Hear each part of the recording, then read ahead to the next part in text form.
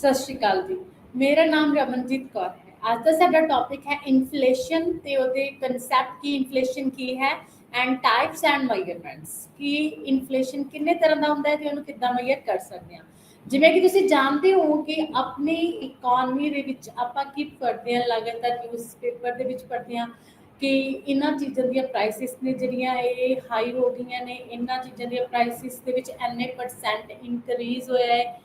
ਤਾਂ ਆਪਾਂ ਜੋ ਨਿਊਜ਼ਪੇਪਰਸ ਦੇ ਵਿੱਚ ਇਦਾਂ ਦੇ ਇਸ਼ੂਜ਼ ਪੜ੍ਹਦੇ ਹੁੰਦੇ ਨੇ ਤੇ ਪੜ੍ਹਦੇ ਹਾਂ ਪ੍ਰਾਈਸ ਨਾਲ ਰਿਲੇਟਡ ਇਸ਼ੂਜ਼, ਤਾਂ ਉਹਨਾਂ ਦਾ ਰੋਲ ਕੀ ਹੁੰਦਾ ਇਕਨੋਮੀ ਦੇ ਵਿੱਚ। ਇਕਨੋਮੀ ਦੀ ਜਿਹੜੀ ਗਰੋਥ ਤੇ ਡਿਵੈਲਪਮੈਂਟ ਹੈ ਉਹਦੇ ਇਫੈਕਟ ਪੈਂਦਾ ਹੈ।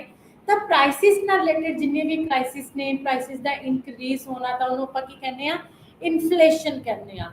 ਮੋਸਟਲੀ ਪੂਰੇ ਵਰਲਡ ਦੇ ਵਿੱਚ ਕਹਿੰਦੇ ਪ੍ਰਾਈਸ ਨੂੰ ਲੈ ਕੇ ਡੇ ਬਾਈ ਡੇ ਜਿਹੜੀਆਂ ਨਿਊਜ਼ ਨੇ ਉਹ ਆਉਂਦੀਆਂ ਰਹਿੰਦੀਆਂ ਨੇ ਕਿ ਆਇਲ ਦੇ ਪ੍ਰਾਈਸ ਦੇ ਵਿੱਚ 4 ਰੁਪਏ ਇਨਕਰੀਜ਼ ਹੋ ਗਿਆ ਹੈ, 95 ਦਾ ਹੋ ਗਿਆ ਹੈ, 100 ਦਾ ਹੋ ਗਿਆ ਹੈ।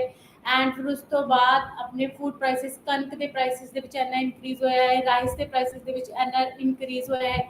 ਕਹਿੰਦੇ ਇਹ ਸੈਵਰਲ ਜੋ ਕਮੋਡਿਟੀਜ਼ ਦੇ ਵਿੱਚ ਇਨਕਰੀਜ਼ ਹੁੰਦਾ, ਜਦੋਂ ਉਹਨਾਂ ਦੀ ਪ੍ਰਾਈਸ ਵੱਧਦੀ ਹੈ ਤਾਂ ਆਪਾਂ ਉਹਨੂੰ ਕੀ ਕਹਿੰਦੇ ਆ, ਇਨਫਲੇਸ਼ਨ ਕਹਿੰਦੇ ਆ। ਕਹਿੰਦੇ ਮੋਸਟਲੀ ਜਿਹੜੀ ਇਹ ਪ੍ਰੋਬਲਮ ਆ ਪ੍ਰਾਈਸਿਸ ਦੇ ਇਨਕਰੀਜ਼ ਹੋਣ ਦੀ, ਇਹ ਆਪਣੀ ਲਗਾਤਾਰ ਚੱਲਦੀ ਆ ਰਹੀ ਹੈ। ਠੀਕ ਹੈ, ਇੰਡੀਪੈਂਡੈਂਸ ਤੋਂ ਬਾਅਦ। ਇੰਡੀਪੈਂਡੈਂਸ ਤੋਂ ਬਾਅਦ ਜਿਹੜੀ ਆਪਣੀ ਰੀਅਲ ਇਨਕਮ ਹੈ ਉਹਦੇ ਵਿੱਚ ਤਾਂ 4 ਟਾਈਮਸ ਇਨਕਰੀਜ਼ ਹੋਇਆ ਹੈ ਹੁਣ ਤੱਕ। ਲੇਕਿਨ ਕਹਿੰਦੇ ਜਿਹੜੀ ਆਪਣੀ ਗੁड्स ਦੇ ਪ੍ਰਾਈਸਿਸ ਨੇ ਜਿਹੜੇ ਇਨਕਰੀਜ਼ ਹੋ ਰਹੇ ਨੇ ਉਹ 6 ਟਾਈਮਸ ਇਨਕਰੀਜ਼ ਹੋ ਰਹੇ ਨੇ। ਮਤਲਬ ਕਿਤੇ ਨਾ ਕਿਤੇ ਇਨਕਮ ਦੇ ਨਾਲੋਂ ਆਪਣੇ ਜਿਹੜੇ ਐਕਸਪੈਂਡੀਚਰਸ ਨੇ ਜ਼ਿਆਦਾ ਨੇ, ਮਤਲਬ ਆਪਣੇ ਜਿਹੜੇ ਪ੍ਰਾਈਸਿਸ ਨੇ ਉਹ ਕਿੰਨੇ ਜ਼ਿਆਦਾ ਨੇ, ਆਪਾਂ ਖਰਚ ਜ਼ਿਆਦਾ ਕਰਦੇ ਹਾਂ। ਠੀਕ ਹੈ, 6 ਟਾਈਮਸ ਆਪਣੇ ਪ੍ਰਾइस ਲੈਵਲ ਇਨਕਰੀਜ਼ ਹੋਇਆ ਹੈ ਲੇਕਿਨ ਆਪਣੀ ਇਨਕਮ ਸਿਰਫ 4 ਟਾਈਮਸ ਇਨਕਰੀਜ਼ ਹੋਈ ਹੈ, ਨੈਸ਼ਨਲ ਇਨਕਮ। ਤਦ ਆਪਾਂ ਕਹਿ ਸਕਦੇ ਹਾਂ ਕਿ ਲਗਾਤਾਰ ਜਿਹੜੀ ਆਪਣੀ ਪ੍ਰਾइस ਹੈ ਉਹਦੇ ਵਿੱਚ ਹੁਣ ਤੱਕ ਕੀ ਹੋ ਰਿਹਾ, ਇਨਕਰੀਜ਼ ਹੋ ਰਿਹਾ ਹੈ। ਕਹਿੰਦੇ ਲੇਕਿਨ ਆਪਣੀ ਇਕਨੋਮੀ ਦੇ ਵਿੱਚ ਜਿਹੜੀ ਗਵਰਨਮੈਂਟ ਹੁੰਦੀ ਆ ਉਹਦਾ ਮੇਨ ਏਮ ਕੀ ਹੁੰਦਾ, ਇਹਨਾਂ ਪ੍ਰਾइस ਨੂੰ ਸਟੇਬਲ ਕਰਨਾ ਕਿ ਆਪਣੀ ਇਕਨੋਮੀ ਦੇ ਵਿੱਚ ਸਟੈਬਲਾਈਜੇਸ਼ਨ ਰਹੇ, ਜਿਸ ਤੇ ਕਹਿੰਦੇ ਜਿਸ ਦੁਆਰਾ ਇਕਨੋਮਿਕ ਗਰੋਥ ਤੇ ਡਿਵੈਲਪਮੈਂਟ ਕੀ ਆ ਹੋ ਸਕਦੀ ਆ। ਤਾਂ ਆਪਾਂ ਅੱਜ ਇਸ ਚੈਪਟਰ ਦੇ ਵਿੱਚ ਕਨਸੈਪਟਸ ਦੇਖਾਂਗੇ ਕਿ ਇਨਫਲੇਸ਼ਨ ਕੀ ਹੁੰਦਾ ਹੈ ਤੇ ਇਸ ਨਾਲ ਰਿਲੇਟਡ ਜਿਹੜੇ ਇਸ਼ੂਜ਼ ਨੇ ਉਹਨਾਂ ਦੀ ਗੱਲ ਕਰਾਂਗੇ। ਤੇ ਇਸ ਤੋਂ ਅਗਲੇ ਲੈਕਚਰ ਦੇ ਵਿੱਚ ਆਪਾਂ ਇਹਨਾਂ ਦੇ ਕਾਜ਼ਸ ਦੀ ਗੱਲ ਕਰਾਂਗੇ ਕਿ ਇਨਫਲੇਸ਼ਨ ਕਿਉਂ ਹੁੰਦਾ ਹੈ। ਜਿਵੇਂ ਕਿ 2 ਰੀਜ਼ਨਸ ਕਰਕੇ ਹੁੰਦਾ ਹੈ, ਇੱਕ ਤਾਂ ਹੁੰਦਾ ਹੈ ਆਪਣਾ ਡਿਮਾਂਡ ਪੁੱਲ ਇਨਫਲੇਸ਼ਨ, ਇੱਕ ਕਾਸਟ ਪੁਸ਼ ਇਨਫਲੇਸ਼ਨ। ਤੇ ਇਹਦੇ ਕੀ ਕਾਜ਼ਸ ਨੇ ਤੇ ਕੀ ਇਫੈਕਟ ਪੈ ਰਹੇ ਨੇ ਆਪਣੀ ਇਕਨੋਮੀ ਤੇ ਇਹਨਾਂ ਦੇ ਕੀ ਮੈਜ਼ਰਮੈਂਟਸ ਨੇ ਕਿ ਆਪਾਂ ਇਹਨਾਂ ਨੂੰ ਕਿੱਦਾਂ ਜਿਹੜੇ ਹੈ ਇਸ ਪ੍ਰੋਬਲਮਸ ਨੂੰ ਸੋਲੂਟ ਕਰ ਸਕਦੇ ਹਾਂ, ਇਹਨਾਂ ਦਾ ਸੋਲੂਸ਼ਨ ਦੇ ਸਕਦੇ ਹਾਂ। ਤਾਂ ਅਸੀਂ ਸਭ ਤੋਂ ਪਹਿਲਾਂ ਦੇਖਦੇ ਹਾਂ ਕਿ ਵਾਟ ਇਜ਼ ਇਨਫਲੇਸ਼ਨ। ਇਨਫਲੇਸ਼ਨ ਹੈ ਕਿ, ਐਂਡ ਉਸ ਤੋਂ ਪਹਿਲਾਂ ਅਸੀਂ ਦੇਖਦੇ ਹਾਂ ਪ੍ਰਾਈਸ ਲੈਵਲ ਕਿ measurement of price level. Price level ਕੀ ਹੈ ਤੇ ਆਪਾਂ ਇਹਨੂੰ ਕਿੱਦਾਂ ਮੈਜ਼ਰ ਕਰ ਸਕਦੇ ਹਾਂ। ਤਾਂ ਫਸਟ ਆਫ ਆਲ, ਜਿਵੇਂ ਕਿ ਅਸੀਂ ਸਾਰੇ ਜਾਣਦੇ ਹਾਂ ਕਿ ਪ੍ਰਾਈਸ ਕੀ ਹੈ। ਪ੍ਰਾਈਸ ਕੀ ਹੈ, ਜਦੋਂ ਆਪਾਂ ਕਿਸੇ ਵੀ ਪ੍ਰੋਡਕਟ ਨੂੰ ਬਾਏ ਕਰਦੇ ਹਾਂ ਤਾਂ ਉਸ ਪ੍ਰੋਡਕਟ ਨੂੰ ਬਾਏ ਕਰਨ ਦੇ ਲਈ ਸਾਨੂੰ ਮਨੀ ਦੀ ਲੋੜ ਪੈਂਦੀ ਆ। ਆਪਾਂ ਉਸ ਪ੍ਰੋਡਕਟ ਦੇ ਬਦਲੇ ਕੀ ਕਰਦੇ ਹਾਂ, ਪੇਮੈਂਟਸ ਕਰਦੇ ਹਾਂ, ਮੋਨੇਟਰੀ ਪੇਮੈਂਟਸ ਕਰਦੇ ਹਾਂ। ਪੈਸੇ ਮੀਨਸ ਜਾਂ ਕੋਇਨਸ ਨੂੰ ਪੇ ਕਰਦੇ ਹਾਂ, ਆਪਾਂ ਦਿੰਦੇ ਹਾਂ ਤਾਂ ਉਹਨੂੰ ਕੀ ਬੋਲਦੇ ਆ, ਪ੍ਰਾਈਸ ਬੋਲਦੇ ਆ। ਜੋ ਅਸੀਂ ਕਾਸਟ ਪੇ ਕਰਦੇ ਹਾਂ ਡੈਟ ਇਜ਼ ਆ ਪ੍ਰਾਈਸ। ਠੀਕ ਹੈ, ਤਦ ਆਪਾਂ ਕੀ ਦੇਖ ਸਕਦੇ ਹਾਂ ਕਿ ਜਿਹੜੀ ਪ੍ਰਾਈਸ ਲੈਵਲ ਹੈ, ਤੇ ਪ੍ਰਾਈਸ ਲੈਵਲ ਕੀ ਹੈ, ਕਹਿੰਦੇ there is a difference between 2 price ਤੇ ਪ੍ਰਾਈਸ ਲੈਵਲ ਦੇ ਵਿੱਚ ਡਿਫਰੈਂਸ ਹੈ। And how do we measure price level, ਤੇ ਆਪਾਂ ਇਹਨੂੰ ਕਿੱਦਾਂ ਮੈਜ਼ਰ ਕਰ ਸਕਦੇ ਹਾਂ। ਸਮ ਕੁਐਸਚਨਸ ਕਹਿੰਦੇ ਅਰਾਈਜ਼ ਹੁੰਦੇ ਨੇ, ਇਹਦੇ ਆਨਸਰ ਦੇ ਵਿੱਚ ਕਹਿੰਦੇ ਪ੍ਰਾਈਸ ਨੂੰ ਡਿਫਾਈਨ ਕੀਤਾ ਗਿਆ ਹੈ ਕਿ ਪ੍ਰਾਈਸ ਉਹ ਰੇਟ ਹੈ ਜਿਹਦੇ ਥਰੂ ਆਪਾਂ ਗੁੱਡਸ ਐਂਡ ਸਰਵਿਸਿਜ਼ ਨੂੰ ਐਕਸਚੇਂਜ ਕਰ ਸਕਦੇ ਹਾਂ ਥਰੂ ਮਨੀ। ਮੀਨਸ ਕਹਿੰਦੇ ਮਨੀ ਜਦੋਂ ਆਪਾਂ ਪੇ ਕਰਦੇ ਗੁੱਡਸ ਐਂਡ ਸਰਵਿਸਿਜ਼ ਦੇ ਲਈ, ਜਾਂ ਸਾਨੂੰ ਜੋ ਵੀ ਰੇਟ ਹੈ ਆਪਾਂ ਨੂੰ ਜੋ ਵੀ ਪ੍ਰਾइस है देना पैंता है, जो भी रेट आप मनी प्रोवाइड करते हैं for the goods and services that is a price. ठीक है, जी कॉस्ट है। It is a amount of money received for selling और पेड फॉर बाइंग। कहते ये वो मनी है जी किसी प्रोडक्ट में जो आप सेल करते हैं तो सेल के बदले सानू जो मिलती है दैट इज अ प्राइस। ठीक है, एंड जो आप उस तो इलावा जो आप करते हैं पेड करते हैं, जो अपने गुड्स को बाय करते हैं वो मनी को की करते हैं, पेड करते हैं। वो प्राइस को पेड करते हैं, फिर दूसरे प्राइस को रिसीव करते हैं जो प्रोड्यूसर्स या शॉपकीपर्स होंगे ने।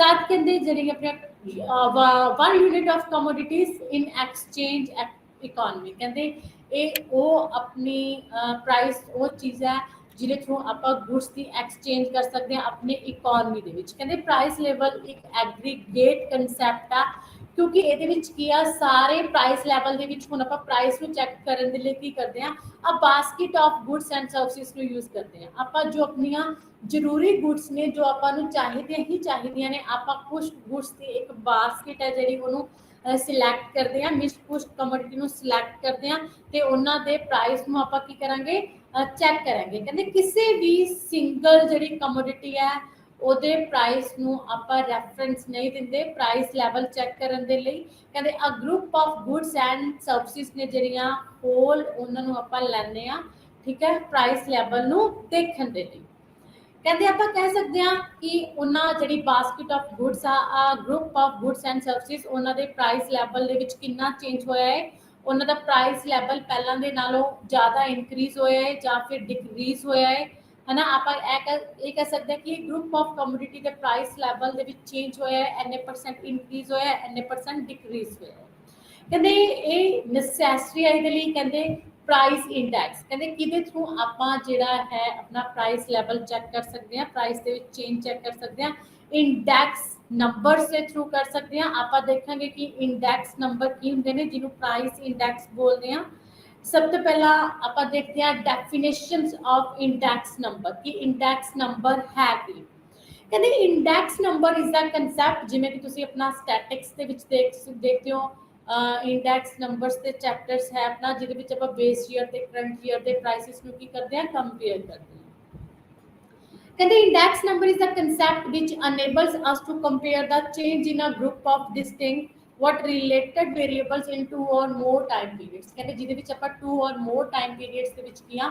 ਆਪਣੇ ਪ੍ਰਾਈਸਿਸ ਨੂੰ ਕੰਪੇਅਰ ਕਰਦੇ ਹਾਂ ਕਿ ਇਸ ਈਅਰ ਦੇ ਵਿੱਚ ਪ੍ਰਾਈਸ ਇੰਨਾ ਸੀ ਤੇ ਇਸ ਦੇ ਵਿੱਚ ਇੰਨਾ ਸੀ A price index is used for comparing change in general level of price of a group of commodities. ਕਹਿੰਦੇ ਪ੍ਰਾਈਸ ਲੈਵਲ ਨੂੰ ਯੂਜ਼ ਕੀਤਾ ਜਾਂਦਾ ਇੱਕ ਗਰੁੱਪ ਆਫ ਕਮੋਡਿਟੀ ਦੇ ਜਿਹੜੇ ਜਨਰਲ ਪ੍ਰਾਈਸ ਹੈ ਜੋ ਪ੍ਰੈਜ਼ੈਂਟ ਪ੍ਰਾਈਸ ਹੈ ਆਪਣੀ ਇਕਨੋਮੀ ਦੇ ਵਿੱਚ ਉਹਨਾਂ ਨੂੰ ਦੇਖਣ ਦੇ ਲਈ ਕਹਿੰਦੇ ਪ੍ਰਾਈਸ ਇੰਡੈਕਸ ਰੈਫਰ ਕਰਦਾ ਸਾਨੂੰ ਕਿ ਚੇਂਜ ਕਿ ਇੱਕ ਪਾਰਟਿਕੂਲਰ ਟਾਈਮ ਪੀਰੀਅਡ ਦੇ ਵਿੱਚ ਪ੍ਰਾਈਸ ਦੇ ਵਿੱਚ ਕਿੰਨਾ ਚੇਂਜ ਹੋਇਆ ਹੈ ਠੀਕ ਹੈ ਇਹ ਪਾਰਟਿਕੂਲਰ ਟਾਈਮ ਪੀਰੀਅਡਸ ਨੂੰ ਲਿਖਤਾ ਜਾਂਦਾ ਹੈ ਉਹਨਾਂ ਦੇ ਨਾਲ ਕੰਪੇਅਰ ਕਰਨਾ ਹੈ ਤਾਂ ਆਪਾਂ ਦੋ ਹੀ ਈਅਰਸ ਦਾ ਪ੍ਰਾਈਸ ਲਵਾਂਗੇ ਕਿਹਦੇ ਥਰੂ ਪ੍ਰਾਈਸ ਰਿਲੇਟਿਵ ਮੈਥਡ ਦੇ ਥਰੂ ਆਪਾਂ ਜਿਹੜਾ ਪ੍ਰਾਈਸ ਹੈ ਉਹ ਕੀ ਕਰਾਂਗੇ ਚੈੱਕ ਕਰਾਂਗੇ ਜਿਵੇਂ ਕਿ 2017 ਤੇ 18 ਦਾ ਪ੍ਰਾਈਸ ਠੀਕ ਹੈ ਤਾਂ ਆਪਾਂ price of tea price of ਉਹ ਦੋ ਈਅਰਸ ਦੇ ਪ੍ਰਾਈਸਿਸ ਨੂੰ ਲੈ ਕੇ ਕਹਿੰਦੇ ਆਪਾਂ ਕੀ ਕਰ ਸਕਦੇ ਹਾਂ ਪ੍ਰਾਈਸ ਨੂੰ ਚੈੱਕ ਕਰ ਸਕਦੇ ਤੇ ਉਹਨਾਂ ਦੇ ਵਿੱਚ ਇਨਕਰੀਜ਼ ਦੇ ਸਕਦੇ ਹਾਂ ਤੇ ਉਸ ਤੋਂ ਬਾਅਦ ਜਿਹੜੇ ਇੰਡੈਕਸ ਨੰਬਰਸ ਹੁੰਦੇ ਨੇ ਜਿਹਦੇ ਥਰੂ ਆਪਾਂ ਟਾਈਮ ਪੀਰੀਅਡਸ ਦੇ ਅਕੋਰਡਿੰਗ ਆਪਣੇ ਪ੍ਰਾਈਸਿਸ ਨੂੰ ਦੇਖਦੇ ਹਾਂ ਆ ਗਰੁੱਪ ਆਫ ਕਮੋਡਿਟੀ ਦੇ ਪ੍ਰਾਈਸ ਨੂੰ ਤਾਂ ਉਹਦੇ ਵਿੱਚ ਟੂ ਟਾਈਪਸ ਦੇ ਇੰਡੈਕਸ ਨੰਬਰਸ ਹੁੰਦੇ ਨੇ ਟਾਈਪਸ ਆਫ ਇੰਡੈਕਸ ਨੰਬਰਸ ਕਹਿੰਦੇ ਇਹਦੇ ਵਿੱਚ ਕੀ ਹੁੰਦਾ ਇੱਕ ਤਾਂ ਜਿਹੜੇ index numbers could be various types ਹੋ ਸਕਦੇ ਨੇ depending on its purpose and methodology ਕਹਿੰਦੇ ਇਹਨਾਂ ਦੀ ਕਾਫੀ ਸਾਰੀਆਂ ਟਾਈਪਸ ਨੇ ਇੰਡੈਕਸ ਨੰਬਰ ਦੀਆਂ ਪਰ ਮੋਸਟਲੀ ਕਹਿੰਦੇ ਪ੍ਰਾਈਸ ਇੰਡੈਕਸ ਕੰਸਰਨ ਆ ਇਹਦੇ ਮੇਨ ਟੂ ਟਾਈਪਸ ਨੇ ਪ੍ਰਾਈਸ ਇੰਡੈਕਸ ਦੀਆਂ first is the wholesale price index ठीक है जिन्हों आप WPI बोलते हैं second is the consumer price index जिन्हों आप CPI बोलते हैं जो कि तुसी नॉर्मली भी सुने होना है कहते दोहे ही प्राइस इंडेक्स ने ये डिफरेंट टर्म्स ने कहते जिहदे विच गुड्स एंड सर्विसेज इनकलूडेड होंदियां ने एंड इन्हां दा जिहड़ा वेट है वो असाइन किया जाता category of goods and services they which price taken into account कहते प्राइसिस ਜਿਹੜਾ ਉਹ ਰਿਟੇਲ ਤੇ ਹੋਲਸੇਲ ਦੋਨਾਂ ਦਾ ਲਿੱਤਾ ਜਾਂਦਾ ਹੈ ਐਸ ਕਹਿੰਦੇ ਇਹਦੇ ਵਿੱਚ ਕੀ ਆ ਗੁੱਡਸ ਐਂਡ ਸਰਵਿਸਿਜ਼ ਨੂੰ ਕਹਿੰਦੇ ਗੁੱਡਸ ਐਂਡ ਸਰਵਿਸਿਜ਼ ਦੇ ਪ੍ਰਾਈਸਿਸ ਦੇ ਥਰੂ ਜੋ ਆਪਣਾ ਇੰਡੈਕਸ ਨੰਬਰਸ ਉਹਦੇ ਵਿੱਚ ਐਸਟੀਮੇਟ ਲਗਾਇਆ ਜਾਂਦਾ ਹੈ ਤੇ ਸਿੰਪਲ ਸਰਵੇ ਕੀਤਾ ਜਾਂਦਾ WPI ਤੇ CPI ਦੇ ਥਰੂ ਕਹਿੰਦੇ numerical values ਨੇ ਜਿਹੜੀਆਂ two price indicates will be different depending upon three factors कहते numerical value लिखी जाती ने जिहड़ियां थ्री फैक्टर्स ते डिपेंड करदियां ने first is the commodity included in construction of index and weight assigned to the each commodity कि हर एक commodity जो आप लै रहे हैं जिहदे आप प्राइस ਨੂੰ चेक कर रहे हो दा weight की है the base year of the price index दा base year की है ठीक है and thus comparing two prices in index we should take into account the above factors जिवें कि मैं पहले ही तुहानूं दस्सिया है स्टैटिकल मैथड्स ऑफ इकोनॉमिक्स जो यूज किए जाते हैं फॉर द प्राइस लैवल ਨੂੰ ਚੈੱਕ ਕਰਨ ਦੇ ਲਈ, ਜਿਵੇਂ ਕਿ ਇੰਡੈਕਸ ਨੰਬਰਸ ਆ ਗਿਆ, ਠੀਕ ਹੈ, ਜਿਹਦੇ ਵਿੱਚ ਆਪਾਂ ਕੁਆਂਟੀਟੀ ਵੀ ਲੈਣੇ ਆ ਤੇ ਪ੍ਰਾਈਸ ਵੀ ਲੈਣੇ ਆ, ਬੇਸ ਤੇ ਕਰੰਟ ਈਅਰਸ ਦੀ ਕੁਆਂਟੀਟੀ ਤੇ ਪ੍ਰਾਈਸ ਨੂੰ ਲੈ ਕੇ ਆਪਾਂ ਕੰਪੇਅਰ ਕਰਦੇ ਆ ਤੇ ਪ੍ਰਾਈਸ ਨੂੰ ਆਪਾਂ ਚੈੱਕ ਕਰਦੇ ਆ। ਤਾਂ ਫਰਸਟ ਮੈਥਡ ਜੋ ਇੰਡੈਕਸ ਨੰਬਰਸ ਦੇ ਵਿੱਚ ਦੈਟ ਇਜ਼ ਆ WPI ਹੋਲਸੇਲ ਪ੍ਰਾਈਸ ਇੰਡੈਕਸ। ਤੇ ਹੋਲਸੇਲ ਪ੍ਰਾਈਸ ਇੰਡੈਕਸ ਕੀ ਆ, ਕਹਿੰਦੇ ਰਿਪਰੈਜ਼ੈਂਟੇਟਿਵ ਕਰਦਾ ਆ ਬਾਸਕਟ ਆਫ ਹੋਲਸੇਲ ਗੁੱਡਸ। ਕਹਿੰਦੇ ਜਿਹੜੀ ਹੋਲਸੇਲ ਗੁੱਡਸ ਦੀ ਆ ਬਾਸਕਟ ਆ, ਇਹਦੇ ਵਿੱਚ ਉਹਨਾਂ ਦੇ ਪ੍ਰਾਈਸਿਸ ਨੂੰ ਕੀ ਆ ਚੈੱਕ ਕੀਤਾ ਜਾਂਦਾ ਹੈ ਤੇ ਮਈਅਰ ਕੀਤਾ ਜਾਂਦਾ ਹੈ ਕਿ ਗੁੱਡਸ ਐਂਡ ਸਰਵਿਸਿਜ਼ ਦੀ ਇੱਕ ਬਾਸਕਟ ਹੈ ਜਿਹੜੀ ਹੋਲਸੇਲ ਮਾਰਕੀਟ ਦੇ ਵਿੱਚ ਉਹਦੇ ਪ੍ਰਾਈਸਿਸ ਦੇ ਵਿੱਚ ਕਿੰਨਾ ਚੇਂਜ ਆਇਆ ਹੈ। ਕਹਿੰਦੇ ਇੰਡੀਆ ਦੇ ਵਿੱਚ ਜਿਹੜੇ ਆਪਣੀ ਹੋਲਸੇਲ ਪ੍ਰਾਈਸ ਇੰਡੈਕਸ ਹੈ ਉਹ ਆਪਣੇ ਜਿਹੜੇ ਇਕਨੋਮਿਕ ਐਡਵਾਈਜ਼ਰ ਨੇ ਉਹਨਾਂ ਦੇ ਦੁਆਰਾ ਕੀ ਦੇਖਿਆ ਜਾਂਦਾ ਹੈ, department of for promotion of industry and internal trade ministry of commerce and Indian government of India जी उन्हें पब्लिश की थी WPI। अगे क्या कहते हैं, डाटा कलैक्ट किया जाता है first point of bulk sale in the domestic market के जी अपनी बल्क सेल है ਉਹਦਾ डाटा कलैक्ट किया जाता है and the price used are wholesale prices of primary articles जो मेन आर्टिकल्स ने उन्हों का जो होलसेल प्राइस है होलसेल रेट से जो अपन प्राइस अवेलेबल है उन्होंने देखा जाता है। एंड जिमें कि administrative price for few prices for manufacturing products ਦੇ ਵਿੱਚ ਆਇਲ ਦੀ ਜ਼ਿਆਦਾ ਲੋਡ ਹੁੰਦੀ ਹੈ, ਆਇਲ ਦੇ ਪ੍ਰਾਈਸਿਸ ਨੂੰ ਲਿਆ ਜਾਂਦਾ ਹੈ। ਕਹਿੰਦੇ ਇਹਦੀ WPI ਦੀ ਇੱਕ ਐਡਵਾਂਟੇਜ ਇਹ ਆ ਕਿਉਂਕਿ ਲੌਂਗ ਹਿਸਟਰੀ ਹੈ ਦੀ, ਕਹਿੰਦੇ ਇਹਦੇ ਵਿੱਚ ਪੁਰਾਣੇ ਟਾਈਮ ਤੋਂ ਹੀ 1942 ਤੋਂ ਹੀ ਜਿਹੜਾ ਇਹ ਮੈਥਡ ਹੈ ਯੂਜ਼ ਕੀਤਾ ਗਿਆ ਹੈ। ਇਹ ਲੌਂਗ ਟਰਮ ਟ੍ਰੈਂਡਸ ਦੇ ਵਿੱਚ ਯੂਜ਼ ਕੀਤਾ ਜਾਂਦਾ ਹੈ। ਹੋਲਸੇਲ ਜਿਹੜਾ ਆਪਣਾ ਮੈਥਡ ਹੈ WPI ਹੈ ਇਨਫਲੇਸ਼ਨ ਨੂੰ ਚੈੱਕ ਕਰਨ ਦਾ। कहते ਇਹਦੀ ਲਿਮਿਟੇਸ਼ਨ ਕੀ ਹੈ WPI the, that is excluding the services sectors which has a major contribution to the GDP।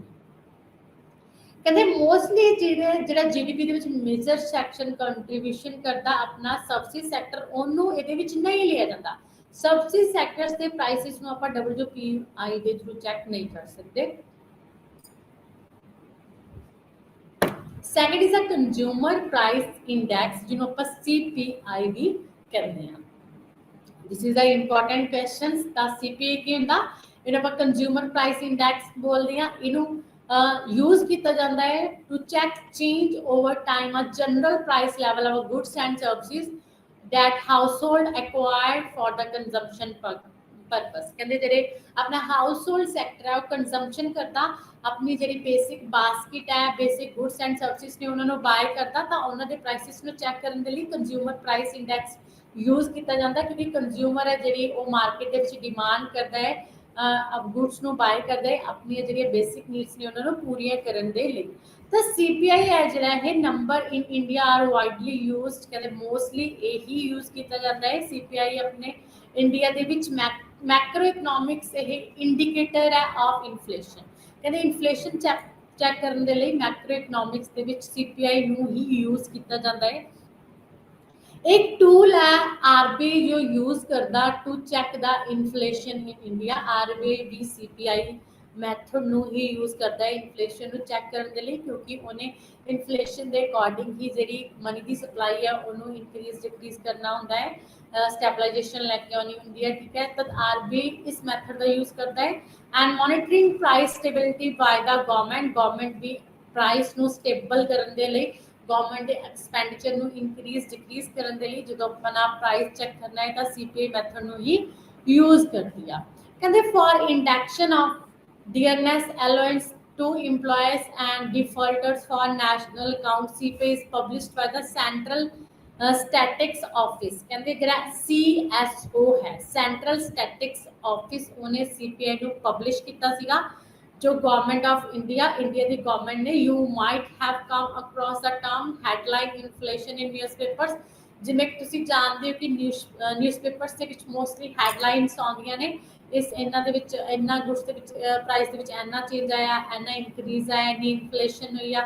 ठीक है, कहते वेरियस रिपोर्ट्स आप देखते हैं। It refers to inflation based the comprehensive consumer price index. कहते जिहड़ा वो सारा इन्फ्लेशन चेक किया जाता इंडिया दे विच वो CPI के थ्रू ही चेक किया जाता है। This is the measurement of price level price index ते अपने कंज्यूमर प्राइस इंडेक्स के थ्रू अपने प्राइस लैवल ਨੂੰ ਚੈੱਕ ਕਰ ਸਕਦੇ ਆ with the help of index number.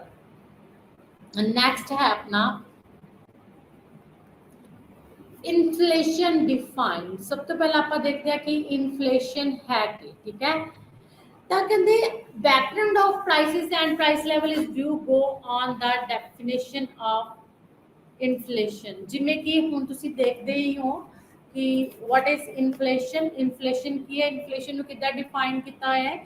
Layman ਨੇ ਇੱਕ ਪੁਆਇੰਟ ਦਿੱਤਾ ਹੈ। ਲੇਮੈਨ ਕੀ ਕਹਿੰਦੇ ਨੇ, inflation is the state of rise in the general price level in the economy। ਆਪਣੀ ਇਕਨੋਮੀ ਦੇ ਵਿੱਚ ਜਦ ਜਨਰਲ ਜਿਹੜਾ ਪ੍ਰਾਈਸ ਲੈਵਲ ਆ ਉਹ ਇਨਕਰੀਜ਼ ਹੋ ਜਵੇ ਤਾਂ ਜਨਰਲ ਪ੍ਰਾਈਸ ਲੈਵਲ ਦੇ ਇਨਕਰੀਜ਼ ਹੋਣ ਦੀ ਸਿਚੁਏਸ਼ਨ ਨੂੰ ਇਨਫਲੇਸ਼ਨ ਕਹਿੰਦੇ ਆ, ਜਿਹਦੇ ਨਾਲ ਜਿਹੜੀ ਆਪਣੀ ਇੱਕ ਪਾਰਟਿਕੂਲਰ ਟਾਈਮ ਪੀਰੀਅਡ ਦੇ ਵਿੱਚ ਜਿਹੜੀਆਂ ਗੁੱਡਸ ਨੇ ਉਹਨਾਂ ਦੇ ਪ੍ਰਾਈਸਿਸ ਕੀ ਹੋ ਜਾਂਦੇ ਨੇ, ਹਾਈ ਹੋ ਜਾਂਦੇ ਨੇ। Economist define the concept of inflation differently. ਜਿਹੜੇ ਆਪਣੇ ਕਲਾਸਿਕਲਸ ਐਂਡ ਮਾਡਰਨ ਇਕੋਨੋਮਿਸਟ ਨੇ ਉਹਨਾਂ ਨੇ ਡਿਫਰੈਂਟ ਡੈਫੀਨੇਸ਼ਨਸ ਦਿੱਤੀਆਂ ਨੇ ਇਨਫਲੇਸ਼ਨ ਦੀਆਂ। ਕਹਿੰਦੇ some of economist opinion is that ਕਿ ਜਿਹੜਾ rising prices level in the economy where as some others are of the view that it is a monetary phenomena. ਕੁਛ ਤਾਂ ਕਹਿੰਦੇ ਨੇ ਕਿ ਜਿਹੜਾ ਮੋਨੇਟਰੀ ਫਿਨੋਮੇਨਾ ਆਪਾਂ ਯੂਜ਼ ਕਰਦੇ ਹਾਂ, ਮੋਨੇਟਰੀ ਅਥਾਰਟੀ ਇਸ ਮਨੀ ਦੀ ਸਪਲਾਈ ਤੇ ਵੀ ਜਿਹੜਾ ਇਨਫਲੇਸ਼ਨ ਹੈ ਕੀ ਕਰਦਾ, ਡਿਪੈਂਡ ਕਰਦਾ ਹੈ। ਤਾਂ ਕੇਨਸ ਦਾ ਵਿਊ ਕੀ ਆ ਇਨਫਲੇਸ਼ਨ ਨੂੰ ਲੈ ਕੇ, ਕੇਨਸ ਨੇ ਬੋਲਿਆ ਕਿ ਜਿਹੜੀ post full employment ਫਿਨੋਮੇਨਾ ਹੈਗੇ। some of the well concept definitions ਨੇ ਇਨਫਲੇਸ਼ਨ ਦੀ, ਤਾਂ ਆਪਾਂ ਇਹਨਾਂ ਦੇ ਵਿੱਚ ਇੱਕ ਡੈਫੀਨੇਸ਼ਨਸ ਦੇਖੀਆਂ।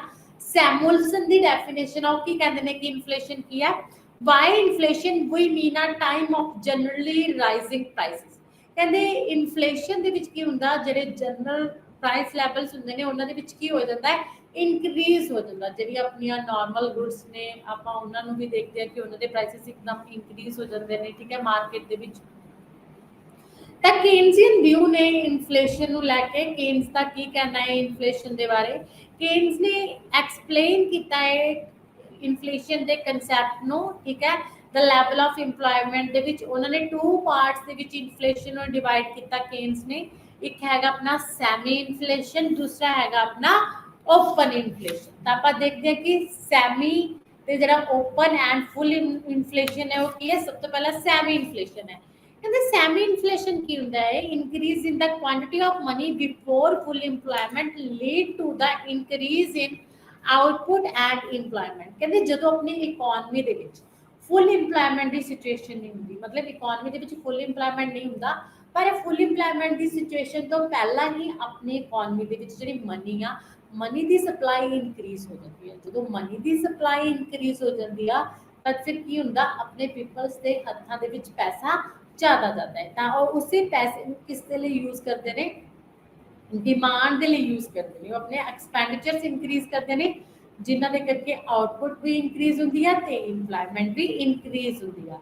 ਐਂਡ ਕਹਿੰਦੇ price do not increase in the same proportion. ਕਹਿੰਦੇ ਪ੍ਰਾਈਸਿਸ ਇਨਕਰੀਜ਼ ਹੁੰਦਾ ਬਟ ਕਹਿੰਦੇ ਉਹਨਾਂ ਨੇ ਇਨਕਰੀਜ਼ ਹੁੰਦਾ ਜਿੰਨੀ ਆਪਣੀ ਡਿਮਾਂਡ ਇਨਕਰੀਜ਼ ਹੁੰਦੀ ਹੈ, ਕਿਉਂਕਿ ਸਪਲਾਈ ਵੀ ਇਨਕਰੀਜ਼ ਹੋ ਰਹੀ ਹੈ, ਫੁੱਲ ਇੰਪਲੋਇਮੈਂਟ ਹੈ ਨਹੀਂ ਇਕੋਨਮੀ ਦੇ ਵਿੱਚ। ਤਦ ਕਹਿੰਦੇ ਆਪਣੀ ਆਊਟਪੁੱਟ ਇਨਕਰੀਜ਼ ਹੋਣ ਦੇ ਨਾਲ ਪ੍ਰਾਈਸਿਸ ਉतना ਨਹੀਂ ਚੇਂਜ ਹੁੰਦਾ ਜਿੰਨੀ ਆਪਣੀ ਡਿਮਾਂਡ ਇਨਕਰੀਜ਼ ਹੁੰਦੀ ਆ, ਪ੍ਰਾਈਸਿਸ ਉਸਦੇ ਨਾਲੋਂ ਘੱਟ ਚੇਂਜ ਹੁੰਦਾ, ਠੀਕ ਹੈ, ਜਿਹਨੂੰ ਆਪਾਂ ਕੀ ਬੋਲਦੇ ਆ, ਸੈਮੀ ਇਨਫਲੇਸ਼ਨ ਬੋਲਦੇ ਆ। ਕਹਿੰਦੇ increase in price level period to full employment.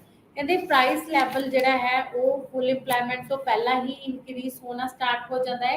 ਕਹਿੰਦੇ ਸੈਮੀ ਇਨਫਲੇਸ਼ਨ ਹੁੰਦਾ ਕੇਸ ਦੇ ਅਕੋਰਡਿੰਗ। ਉਹ ਕਹਿੰਦੇ ਇਸ ਇਨਫਲੇਸ਼ਨ ਇਹ ਮੇਨ ਹੁੰਦਾ ਹੈ, ਫੁੱਲ ਇੰਪਲੋਇਮੈਂਟ ਤਾਂ ਹੈ ਨਹੀਂ, ਅਨਇੰਪਲੋਇਮੈਂਟ ਹੈ, ਆਪਾਂ ਆਪਣੀ ਪ੍ਰੋਡਕਸ਼ਨ ਨੂੰ ਡਿਮਾਂਡ ਜਿੰਨਾ ਇਨਕਰੀਜ਼ ਕਰ ਸਕਦੇ ਹਾਂ, ਲੇਕਿਨ ਜਿਹੜੇ ਮੋਬਿਲਿਟੀ ਨਹੀਂ ਹੁੰਦੀ ਆਪਣੀ ਫੈਕਟਰ ਆਫ ਪ੍ਰੋਡਕਸ਼ਨਸ ਦੀ, ਜਿਹਦੇ ਕਰਕੇ ਕਹਿੰਦੇ ਕਿ ਨੇ ਪ੍ਰਾਈਸਿਸ ਹਾਈ ਹੋ ਜਾਂਦੀਆਂ ਨੇ, ਠੀਕ ਹੈ। ਲੇਕਿਨ ਪ੍ਰਾਈਸਿਸ ਇੰਨੀਆਂ ਹਾਈ ਨਹੀਂ ਹੁੰਦੀਆਂ ਜਿੰਨੀ ਮਨੀ ਦੀ ਸਪਲਾਈ ਇਨਕਰੀਜ਼ ਹੁੰਦੀ ਹੈ, ਜਿੰਨੀ ਡਿਮਾਂਡ ਇਨਕਰੀਜ਼ ਹੁੰਦੀ ਹੈ, ਪ੍ਰਾਈਸਿਸ ਉਸ ਤੋਂ ਘੱਟ ਹਾਈ ਹੁੰਦੀਆਂ ਨੇ, ਜਿਹਨੂੰ ਆਪਾਂ ਕੀ ਬੋਲਦੇ ਹਾਂ, ਸੈਮੀ ਇਨਫਲੇਸ਼ਨ ਬੋਲਦੇ ਆ। ਐਂਡ ਦਾ ਸੈਕੰਡ ਕੇਸ ਦੇ ਅਕੋਰਡਿੰਗ ਸੈਕੰਡ ਟਾਈਪ ਦੱਸੀ ਹੈ ਕੇਸ ਨੇ ਇਨਫਲੇਸ਼ਨ ਦੀ, ਜਿਹਨੂੰ ਆਪਾਂ ਓਪਨ ਔਰ ਫੁੱਲ ਇਨਫਲੇਸ਼ਨ ਬੋਲਦੇ ਆ। ਤਾਂ ਓਪਨ ਔਰ ਫੁੱਲ ਇਨਫਲੇਸ਼ਨ ਕੀ ਹੁੰਦਾ ਹੈ, ਕਹਿੰਦੇ ਜਦੋਂ increase in the quantity of money after full employment lead to general rise in the price level which is called open or full true or absolute inflation by Keynes। ਇਹਨੂੰ ਕਹਿੰਦੇ open ਫੁੱਲ ਤੇ absolute inflation ਵੀ ਬੋਲਿਆ ਜਾਂਦਾ ਹੈ Cannes ਦੇ ਦੁਆਰਾ, ਕਿਉਂਕਿ ਕਹਿੰਦੇ ਇਹ ਜਦੋਂ ਆਪਣੀ ਇਕਨੋਮੀ ਦੇ ਵਿੱਚ ਫੁੱਲ ਇੰਪਲੋਇਮੈਂਟ ਹੁੰਦੀ ਆ ਉਸ ਤੋਂ ਬਾਅਦ ਜਦੋਂ ਡਿਮਾਂਡ ਇਨਕਰੀਜ਼ ਹੋਣ ਦੇ ਨਾਲ ਜਿਹੜੀਆਂ ਪ੍ਰਾਈਸਿਸ ਨੇ ਉਹ ਬਹੁਤ ਜ਼ਿਆਦਾ ਇਨਕਰੀਜ਼ ਹੁੰਦੀਆਂ ਨੇ, ਕਹਿੰਦੇ ਉਹਨੂੰ ਕੀ ਬੋਲਿਆ ਜਾਂਦਾ ਹੈ ਓਪਨ ਐਂਡ ਫੁੱਲ ਇਨਫਲੇਸ਼ਨ ਬੋਲਿਆ ਜਾਂਦਾ ਹੈ। ਕਹਿੰਦੇ ਇਹਦਾ ਰੀਜ਼ਨ ਕੀ ਹੁੰਦਾ ਹੈ, ਇਹਦਾ ਰੀਜ਼ਨ ਮੋਸਟਲੀ ਹੁੰਦਾ ਹੈ increase in the effective demand, effective demand ਦੇ ਵਿੱਚ ਇਨਕਰੀਜ਼ ਹੋਣਾ। ਕਹਿੰਦੇ ਅਫੈਕਟਿਵ ਡਿਮਾਂਡ ਕੀ ਹੁੰਦੀ ਆ, ਕਹਿੰਦੇ ਜਿਹਦੇ ਵਿੱਚ no possibility in increase in the production of goods as all factor of productions are fully employed. ਕਹਿੰਦੇ ਜਦੋਂ ਐਗਰੀਗੇਟ ਡਿਮਾਂਡ ਵੱਧਦੀ ਆ, ਇਫੈਕਟਿਵ ਡਿਮਾਂਡ ਆਪਣੀ ਇਨਕਰੀਜ਼ ਹੁੰਦੀ ਆ, ਤਦ ਆਪਾਂ ਆਪਣੀ ਸਪਲਾਈ ਨੂੰ ਉਨਾ ਇਨਕਰੀਜ਼ ਨਹੀਂ ਕਰ ਸਕਦੇ, अपनी आउटपुट ਨੂੰ ਉਨਾ ਇਨਕਰੀਜ਼ ਨਹੀਂ ਕਰ ਸਕਦੇ, ਪ੍ਰੋਡਕਸ਼ਨ ਨੂੰ ਇਨਕਰੀਜ਼ ਨਹੀਂ ਕਰ ਸਕਦੇ, ਕਿਉਂਕਿ ਕਹਿੰਦੇ ਜਿਹੜੀ ਆਪਣੀ ਇਕਨੋਮੀ ਹੈ ਉਹਦੇ ਵਿੱਚ ਫੁੱਲ ਇੰਪਲੋਇਮੈਂਟ ਦੀ ਸਿਚੁਏਸ਼ਨ ਹੁੰਦੀ ਆ। ਆਪਾਂ ਕਿਸੇ ਵੀ ਜਿਹੜੇ ਫੈਕਟਰ ਆਫ ਪ੍ਰੋਡਕਸ਼ਨ ਸੀ ਉਹਨਾਂ ਨੂੰ ਇਨਕਰੀਜ਼ ਕਰਕੇ ਆਪਣੀ ਆउटपुट ਨੂੰ ਇਨਕਰੀਜ਼ ਨਹੀਂ ਕਰ ਸਕਦੇ। ਦੈਟ ਇਜ਼ ਵਾਈ ਜਿਹੜੀ ਆਪਣੀ ਸਪਲਾਈ ਹੁੰਦੀ ਆ ਉਹ ਕਾਂਸਟੈਂਟ ਹੁੰਦੀ ਆ, ਓਨਲੀ ਡਿਮਾਂਡ ਇਨਕਰੀਜ਼ ਹੋਣ ਦੇ ਨਾਲ ਪ੍ਰਾਈਸਿਸ ਬਹੁਤ ਜ਼ਿਆਦਾ ਇਨਕਰੀਜ਼ ਹੋ ਜਾਂਦੀਆਂ ਨੇ, ਜਿਹਨੂੰ ਆਪਾਂ ਓਪਨ ਔਰ ਫੁੱਲ ਇਨਫਲੇਸ਼ਨ ਕਹਿੰਦੇ ਆ। ठीक है, तो effective demand is the main reason है। कहते there is a true inflation when effective demand for consumer goods plus effective demand for investment goods exceeds the total value of outputs at full employment in the terms of adjusting prices। तक Keynes ने ਇਹਨੂੰ ਇੱਕ diagram ਦੇ through ਵੀ represent ਕੀਤਾ ਹੋਇਆ ਹੈ। ਪਹਿਲਾਂ ਉਹਨੇ ਸੈਮੀ ਇਨਫਲੇਸ਼ਨ ਨੂੰ ਦਿਖਾਇਆ ਹੋਇਆ ਹੈ ਜਿਹਦੇ ਵਿੱਚ ਕਹਿੰਦੇ ਪ੍ਰਾਈਸਿਸ ਵੀ ਇਨਕਰੀਜ਼ ਹੋ ਰਹੀਆਂ ਨੇ, डिमांड भी इंक्रीज हो रही है तो आउटपुट भी इंक्रीज हो रही है। तो उस तो बाद हाफ टाइम तो बाद उन्होंने अपना ओपन एंड फुल इन्फ्लेशन दिखाया है जिहदे जी अपनी सप्लाई है वो कॉन्सटेंट है। अपनी फुल इंप्लॉयमेंट तो बाद कहते जितने फुल इंप्लॉयमेंट की सिचुएशन है सप्लाई कॉन्सटेंट है, उस तो बाद डिमांड ही इंक्रीज हो रही है जिहदे जी प्राइसिस ने वो बहुत ज़्यादा हाई हो रही हैं। This is the open and अपना फुल इन्फ्लेशन। ये टू टाइप्स सीगियां केन्स के थ्रू। ठीक है, हुण आपां इस तो इलावा 4 टाइप्स पढ़ते हैं। ठीक है, क्लासिफिकेशन देखते हैं कि जिहड़ियां टाइप्स ने अपनियां इन्फ्लेशन दियां की हो सकदियां ने। Types of inflation they which first जिहड़ी टाइप है मॉडरेट इन्फ्लेशन दस्सिया होया है, सैकेंड दे विच गैलोपिंग इन्फ्लेशन दस्सिया होया है, third hyper inflation, fourth stagflation and fifth deflation and sixth core inflation. तो सब तो पहला आप देखते हैं इन्हां दी क्लासिफिकेशंस की किन्ने पार्ट्स दे विच इन्हां नूं डिवाइड किया है। फर्स्टली आप देखते हैं classification on the basis of degree of government control. कहते इन्नी जिहड़ी इन्फ्लेशन है इहदी गवर्नमेंट कंट्रोल ते बेस ते क्लासिफिकेशंस की हुई है। ठीक है, तो टू टाइप्स ऑफ इन्फ्लेशन दस्सिया है, टू पार्ट्स दे विच डिवाइड किया होया है degree of government control the base te। the first is the open inflation and second is the suppressed inflation। तो सब तो पहला आप देखते हैं ओपन इन्फ्लेशन की है। कहते ओपन जिहड़ा अपना इन्फ्लेशन है वो किस सिचुएशन नू रेफर करता है, कहता which no steps are taken to control rising prices. कहते जदों गवर्नमेंट कहते इहदे विच की ओपन इन्फ्लेशन खुला मीनस ओपनली जो प्राइसिस हाई होंदियां ने तो ये कहते गवर्नमेंट का किसी भी तरह का कंट्रोल नहीं होंदा प्राइसिस ते। ठीक है, गवर्नमेंट के कंट्रोल तो बिना ही जड़ियाँ प्राइसिस ने होंदियां ने इनक्रीज होंदियां ने। कहते अकॉर्डिंग टू मिल्टन फ्रीडमैन ने डेफिनेशन दी है open inflation is the process in which prices are allowed to rise without any attempt on the part of government to control them। Government का किसी भी तरह प्राइसेस ते कंट्रोल नहीं होंदा, गवर्नमेंट के कंट्रोल तो बिना ही जो प्राइसेस इंक्रीज होंदियां ने that is called open inflation. ते गवर्नमेंट इहनूं ठीक भी नहीं करती। कहंदे इहदे विच की आ this situations prices continues to rise according to demand and supply conditions। कहते ਇਹਦੇ ਵਿੱਚ गवर्नमेंट का कोई रोल नहीं ਹੁੰਦਾ, गवर्नमेंट का कंट्रोल नहीं ਹੁੰਦਾ, लेकिन ਜਿਹੜੀਆਂ प्राइसेस ने वो डिमांड ਤੇ सप्लाई ਦੇ अकॉर्डिंग ਕੀ ਹੁੰਦੀਆਂ ਨੇ इंक्रीज डिक्रीज ਹੁੰਦੀਆਂ ਨੇ। ਹੁਣ प्राइसेस ਦੇ ਵਿੱਚ ਕਹਿੰਦੇ ओपन इन्फ्लेशन ਦੇ ਵਿੱਚ प्राइसेस ਤੇ डिमांड ਤੇ सप्लाई ਦਾ ਕਿੱਦਾਂ ਇਫੈਕਟ ਪੈਂਦਾ ਹੁੰਦਾ ਹੈ। ਹੁਣ ਦੇਖੋ ਇਕੁਇਲਿਬ੍ਰੀਅਮ ਪ੍ਰਾइस ਤੇ ਆਊਟਪੁੱਟ ਕਿੱਥੇ ਫਿਕਸ ਕੀਤੀ ਜਾਂਦੀ ਆ, ਜਿੱਥੇ डिमांड ਤੇ सप्लाई ਕੀ ਹੁੰਦੀ ਆ ਇਕੁਅਲ ਹੁੰਦੀ ਆ, ਉੱਥੇ ਇਕੁਇਲਿਬ੍ਰੀਅਮ ਪ੍ਰਾइस ਤੇ ਆਊਟਪੁੱਟ ਕੀ ਆ ਫਿਕਸ ਕੀਤੀ ਜਾਂਦੀ ਆ।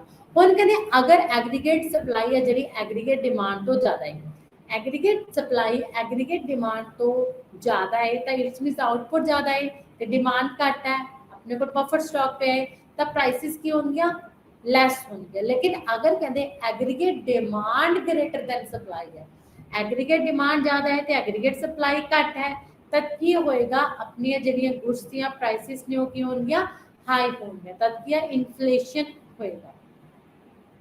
कहते जो पीपल्स लार्ज नंबर ऑफ जी अपनी गुड्स ने उन्होंने डिमांड करते हैं एग्रीगेट डिमांड इंक्रीज हो जाती है तो एग्रीगेट सप्लाई उन्ना इंक्रीज नहीं होंगे तद क्या प्राइसिस इंक्रीज हो जाती ने।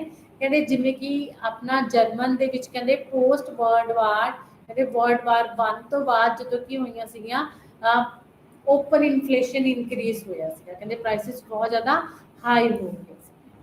And the second government control के बेस पे जो है second inflation that is a suppressed inflation. कहते सप्रेस्ड इन्फ्लेशन की है suppressed inflation refers to a situation in which rising prices are checked by administrative measures like rationing price control by the governments। कहते जिसके totally government का control होता है तो कहते सप्रेस्ड इन्फ्लेशन गवर्नमेंट ही चैक करती है तो गवर्नमेंट ही की करती है कंट्रोल करती है।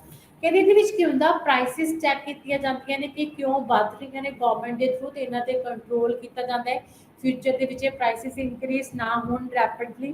ਠੀਕ ਹੈ ਇਹਨਾਂ ਨੂੰ ਕਹਿੰਦੇ ਕੰਟਰੋਲ ਕਰਨ ਦੇ ਲਈ ਜਿਹੜੇ ਪਬਲਿਕ ਐਕਸਪੈਂਡੀਚਰਸ ਨੇ ਉਹਨਾਂ ਤੇ ਮਾਰਕੀਟ ਦੇ ਵਿੱਚ ਕੰਟਰੋਲ ਕੀਤਾ ਜਾਂਦਾ ਹੈ ਤਾਂ ਜੋ ਜਿਹੜੇ ਪਬਲਿਕਸ ਨੇ ਉਹਨਾਂ ਦੇ ਐਕਸਪੈਂਡੀਚਰ ਘਟਣ ਜਿਹੜੀਆਂ ਗੁੱਡਸ ਨੇ ਉਹਨਾਂ ਦੀ ਡਿਮਾਂਡ ਪਬਲਿਕ ਵੱਲੋਂ ਘਟੇ ਤਾਂ ਜੋ ਜਿਹੜੀ ਆਪਣੀ ਪ੍ਰਾਈਸਿਸ ਨੇ ਉਹ ਫਿਕਸ ਹੋ ਜਾਣ। ਕਹਿੰਦੇ ਜਿਹੜੇ ਆਪਣੇ ਪੀਪਲਸ ਨੇ ਉਹਨਾਂ ਦੀ ਹੈਬਿਟਸ ਬਣਾਈਆਂ ਜਾਂਦੀਆਂ ਨੇ ਕਿ ਉਹ ਸੇਵਿੰਗ ਹੈਬਿਟਸ ਕਿ ਉਹ ਸੇਵਿੰਗ ਜ਼ਿਆਦਾ ਕਰਨ ਕੰਜ਼ੰਪਸ਼ਨ ਘੱਟ ਕਰਨ। ठीक है तो इन्फ्लेशन कंट्रोल करने के लिए कहते होर की किया जाता है अपनी मॉनेटरी फिजिकल मॉनेटरी पॉलिसी के थ्रू जी मनी की सप्लाई है वो डिक्रीज की जाती है क्रेडिटेशन घट की जाती है रेट ऑफ इंटरस्ट हाई किया जाता है। एंड इस तो इलावा कहते कि अपनी गवर्नमेंट एक्सपेंडिचर भी किए जाते हैं घटाए जाते हैं। ठीक है ब्लैक मार्केट राइज होती है। एंड उस तो बाद की अपना कहते जिहड़ा है ये जिहड़ा मोस्टली अपना ओपन इन्फ्लेशन है ये इवल्स की ने कहते ये black market corruptions and bribery crop up and resources कहते इनइक्वालिटी डिस्ट्रीब्यूट होंदी है कहते इनइक्वालिटी डिस्ट्रीब्यूट हो जाती है। ठीक है रिच हो रिच एंड पुअर पुअर होना स्टार्ट हो जाते हैं। ये सीगा अपना classification on the basis of degree of government control. Government control के बेस पे एक तो हैगा अपना सप्रेस जिते गवर्नमेंट का कंट्रोल होंदा एंड ओपन इन्फ्लेशन पे जिते गवर्नमेंट का कंट्रोल नहीं होंदा। उस तो बाद है classification on the basis of time. Time के बेस पे भी इन्फ्लेशन की क्लासिफिकेशन की गई है। 3 कैटेगरीज के विच अपने इन्फ्लेशन को डिवाइड किया गया है on the basis of time period. The first हैगा war time inflation and second है post war inflation and third है पीस टाइम इन्फ्लेशन। हुण देखो वार टाइम इन्फ्लेशन वॉर के टाइम प्राइसिस का हाई होना।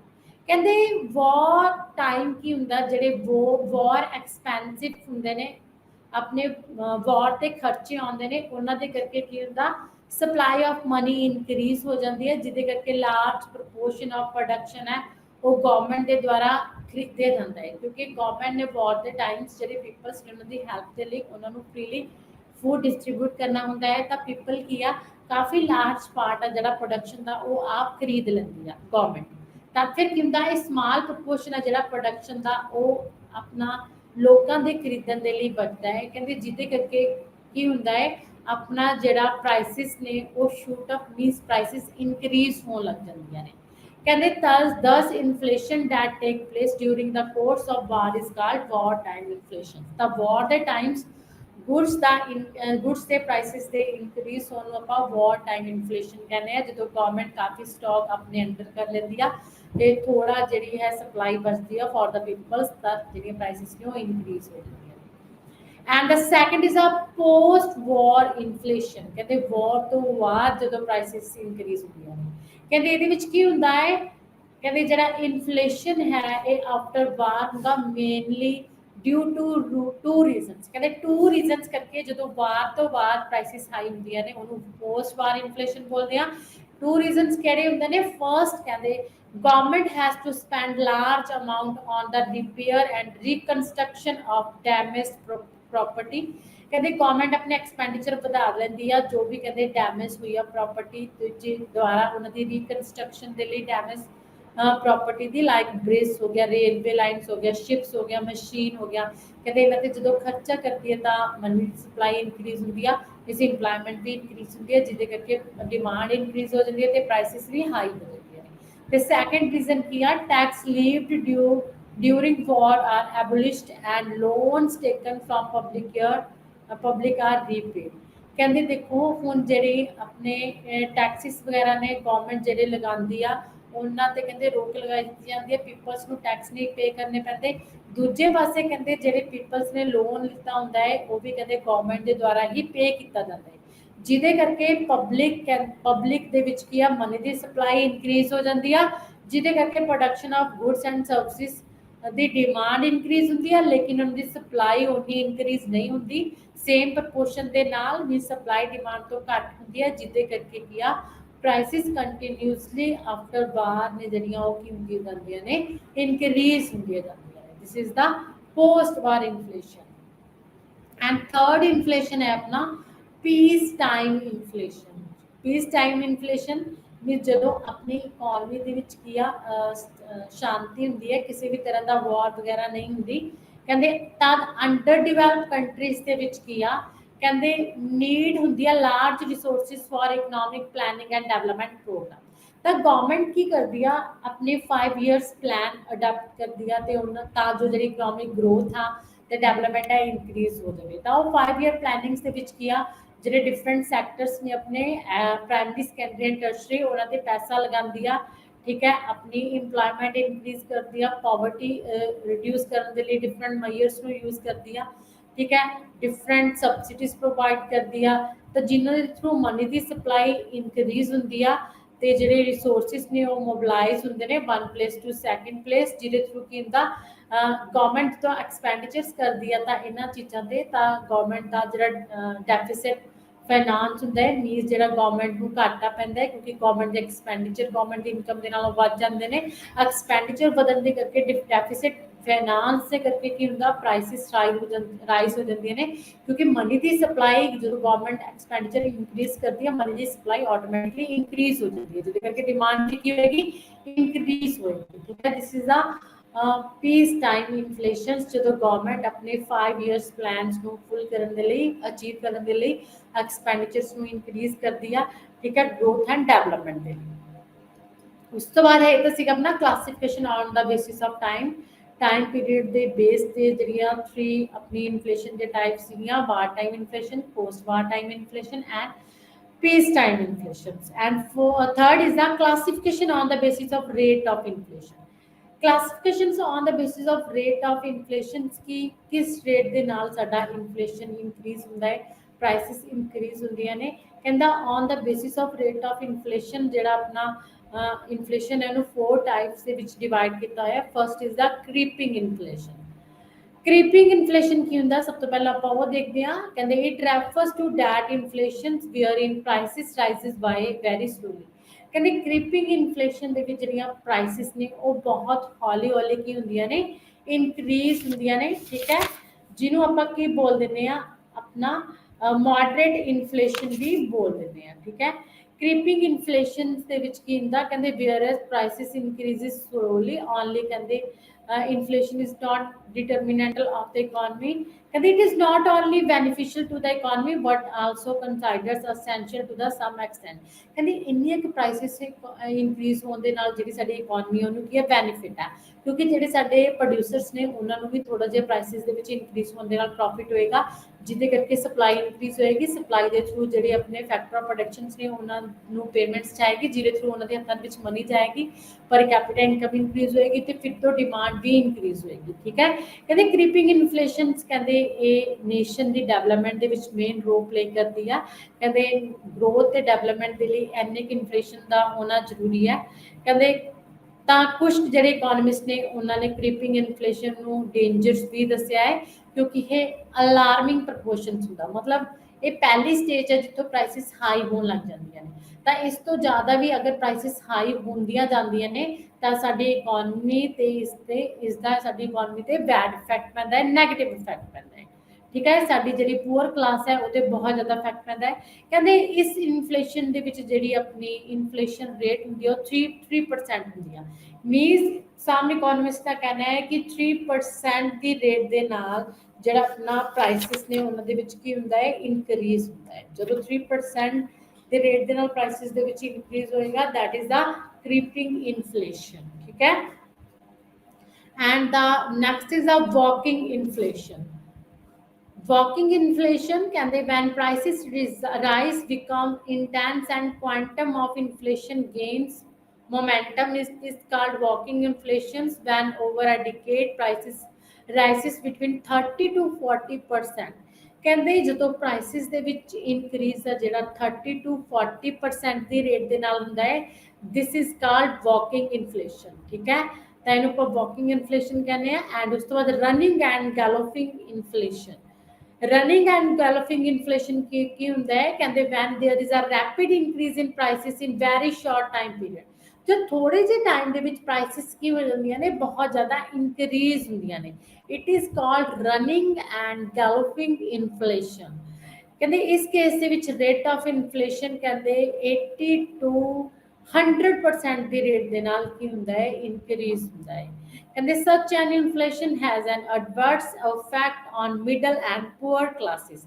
ਕਹਿੰਦੇ ਮੋਸਟਲੀ ਜਿਹੜਾ ਗੈਲੋਪਿੰਗ ਐਂਡ ਆਪਣਾ ਰਨਿੰਗ ਇਨਫਲੇਸ਼ਨ ਹੈ, ਇਹਦਾ ਇਫੈਕਟ ਪੂਅਰ ਕਲਾਸ ਤੇ ਮਿਡਲ ਕਲਾਸ ਤੇ ਜ਼ਿਆਦਾ ਪੈਂਦਾ ਹੈ, ਕਿਉਂਕਿ ਜਿਹੜੀਆਂ ਬੇਸਿਕ ਗੁੱਡਸ ਨੇ ਉਹਨਾਂ ਦੇ ਪ੍ਰਾਈਸਿਸ ਬਹੁਤ ਜ਼ਿਆਦਾ ਹਾਈ ਹੋ ਜਾਂਦੇ ਨੇ, ਜਿਨ੍ਹਾਂ ਦੇ ਕਰਕੇ ਉਹਨਾਂ ਨੂੰ ਆਪਣੀਆਂ ਜਿਹੜੀਆਂ ਨੈਸੈਸਿਟੀਜ਼ ਨੇ ਉਹਨਾਂ ਨੂੰ ਪੂਰਾ ਕਰਨਾ ਸੌਖਾ ਨਹੀਂ ਹੁੰਦਾ ਹੈ। ਕਹਿੰਦੇ ਇਟ ਡਿਸਕਰੇਜ ਸੇਵਿੰਗਸ। ਕਹਿੰਦੇ ਜੋ ਵੀ ਸੇਵਿੰਗ ਹੁੰਦੀ ਆ ਉਹ ਉਹਨਾਂ ਦੀ ਨਹੀਂ ਹੁੰਦੀ। ਸੇਵਿੰਗ ਮੀਨਸ ਜਦੋਂ ਆਪਾਂ ਆਪਣੀ ਟੋਟਲ ਇਨਕਮ ਦੇ ਵਿੱਚੋਂ ਜੋ ਵੀ ਕੰਜ਼ੰਪਸ਼ਨ ਕਰਦੇ ਆ ਤਾਂ ਉਹਨੂੰ ਮਾਈਨਸ ਕਰਦੇ ਆ, ਜੋ ਆਪਣੇ ਕੋਲ ਐਕਸਟਰਾ ਬਚ ਜਾਂਦਾ ਆਪਾਂ ਨੂੰ ਕੀ ਕਰਦੇ ਆ, ਸੇਵ ਕਰਕੇ ਰੱਖਦੇ ਆ। ਹੁਣ ਕਹਿੰਦੇ ਜਦੋਂ ਪ੍ਰਾਈਸਿਸ ਬਹੁਤ ਜ਼ਿਆਦਾ ਇਨਕਰੀਜ਼ ਹੋ ਗਿਆ, ਪੂਅਰ ਤੇ ਮਿਡਲ ਕਲਾਸ ਪੀਪਲਸ ਦੀ ਕਹਿੰਦੇ ਡਿਮਾਂਡ ਤੇ ਖਰਚਾ ਬਹੁਤ ਜ਼ਿਆਦਾ ਆਉਂਦਾ ਹੈ, ਜਿਹਦੇ ਕਰਕੇ ਉਹਨਾਂ ਦੀ ਸਾਰੀ ਸੇਵਿੰਗ ਵੀ ਕੰਜ਼ੰਪਸ਼ਨ ਤੇ ਲੱਗ ਜਾਂਦੀ ਹੈ, ਗੁੱਡਸ ਨੂੰ ਬਾਏ ਕਰਨ ਤੇ ਲੱਗ ਜਾਂਦੀ ਆ, ਜਿਨ੍ਹਾਂ ਕਰਕੇ ਉਹਨਾਂ ਤੇ ਕੀ ਪੈਂਦਾ ਹੈ, ਐਡਵਰਸ ਇਫੈਕਟ ਪੈਂਦਾ ਹੈ। And the fourth is the hyper inflation. ਹੁਣ ਦੇਖੋ ਹਾਈਪਰ ਇਨਫਲੇਸ਼ਨ ਕੀ ਹੁੰਦਾ ਹੈ। ਹਾਈਪਰ ਇਨਫਲੇਸ਼ਨ ਕਹਿੰਦੇ it refers to a situation when ਕਹਿੰਦੇ when prices rise at an unexpected rate.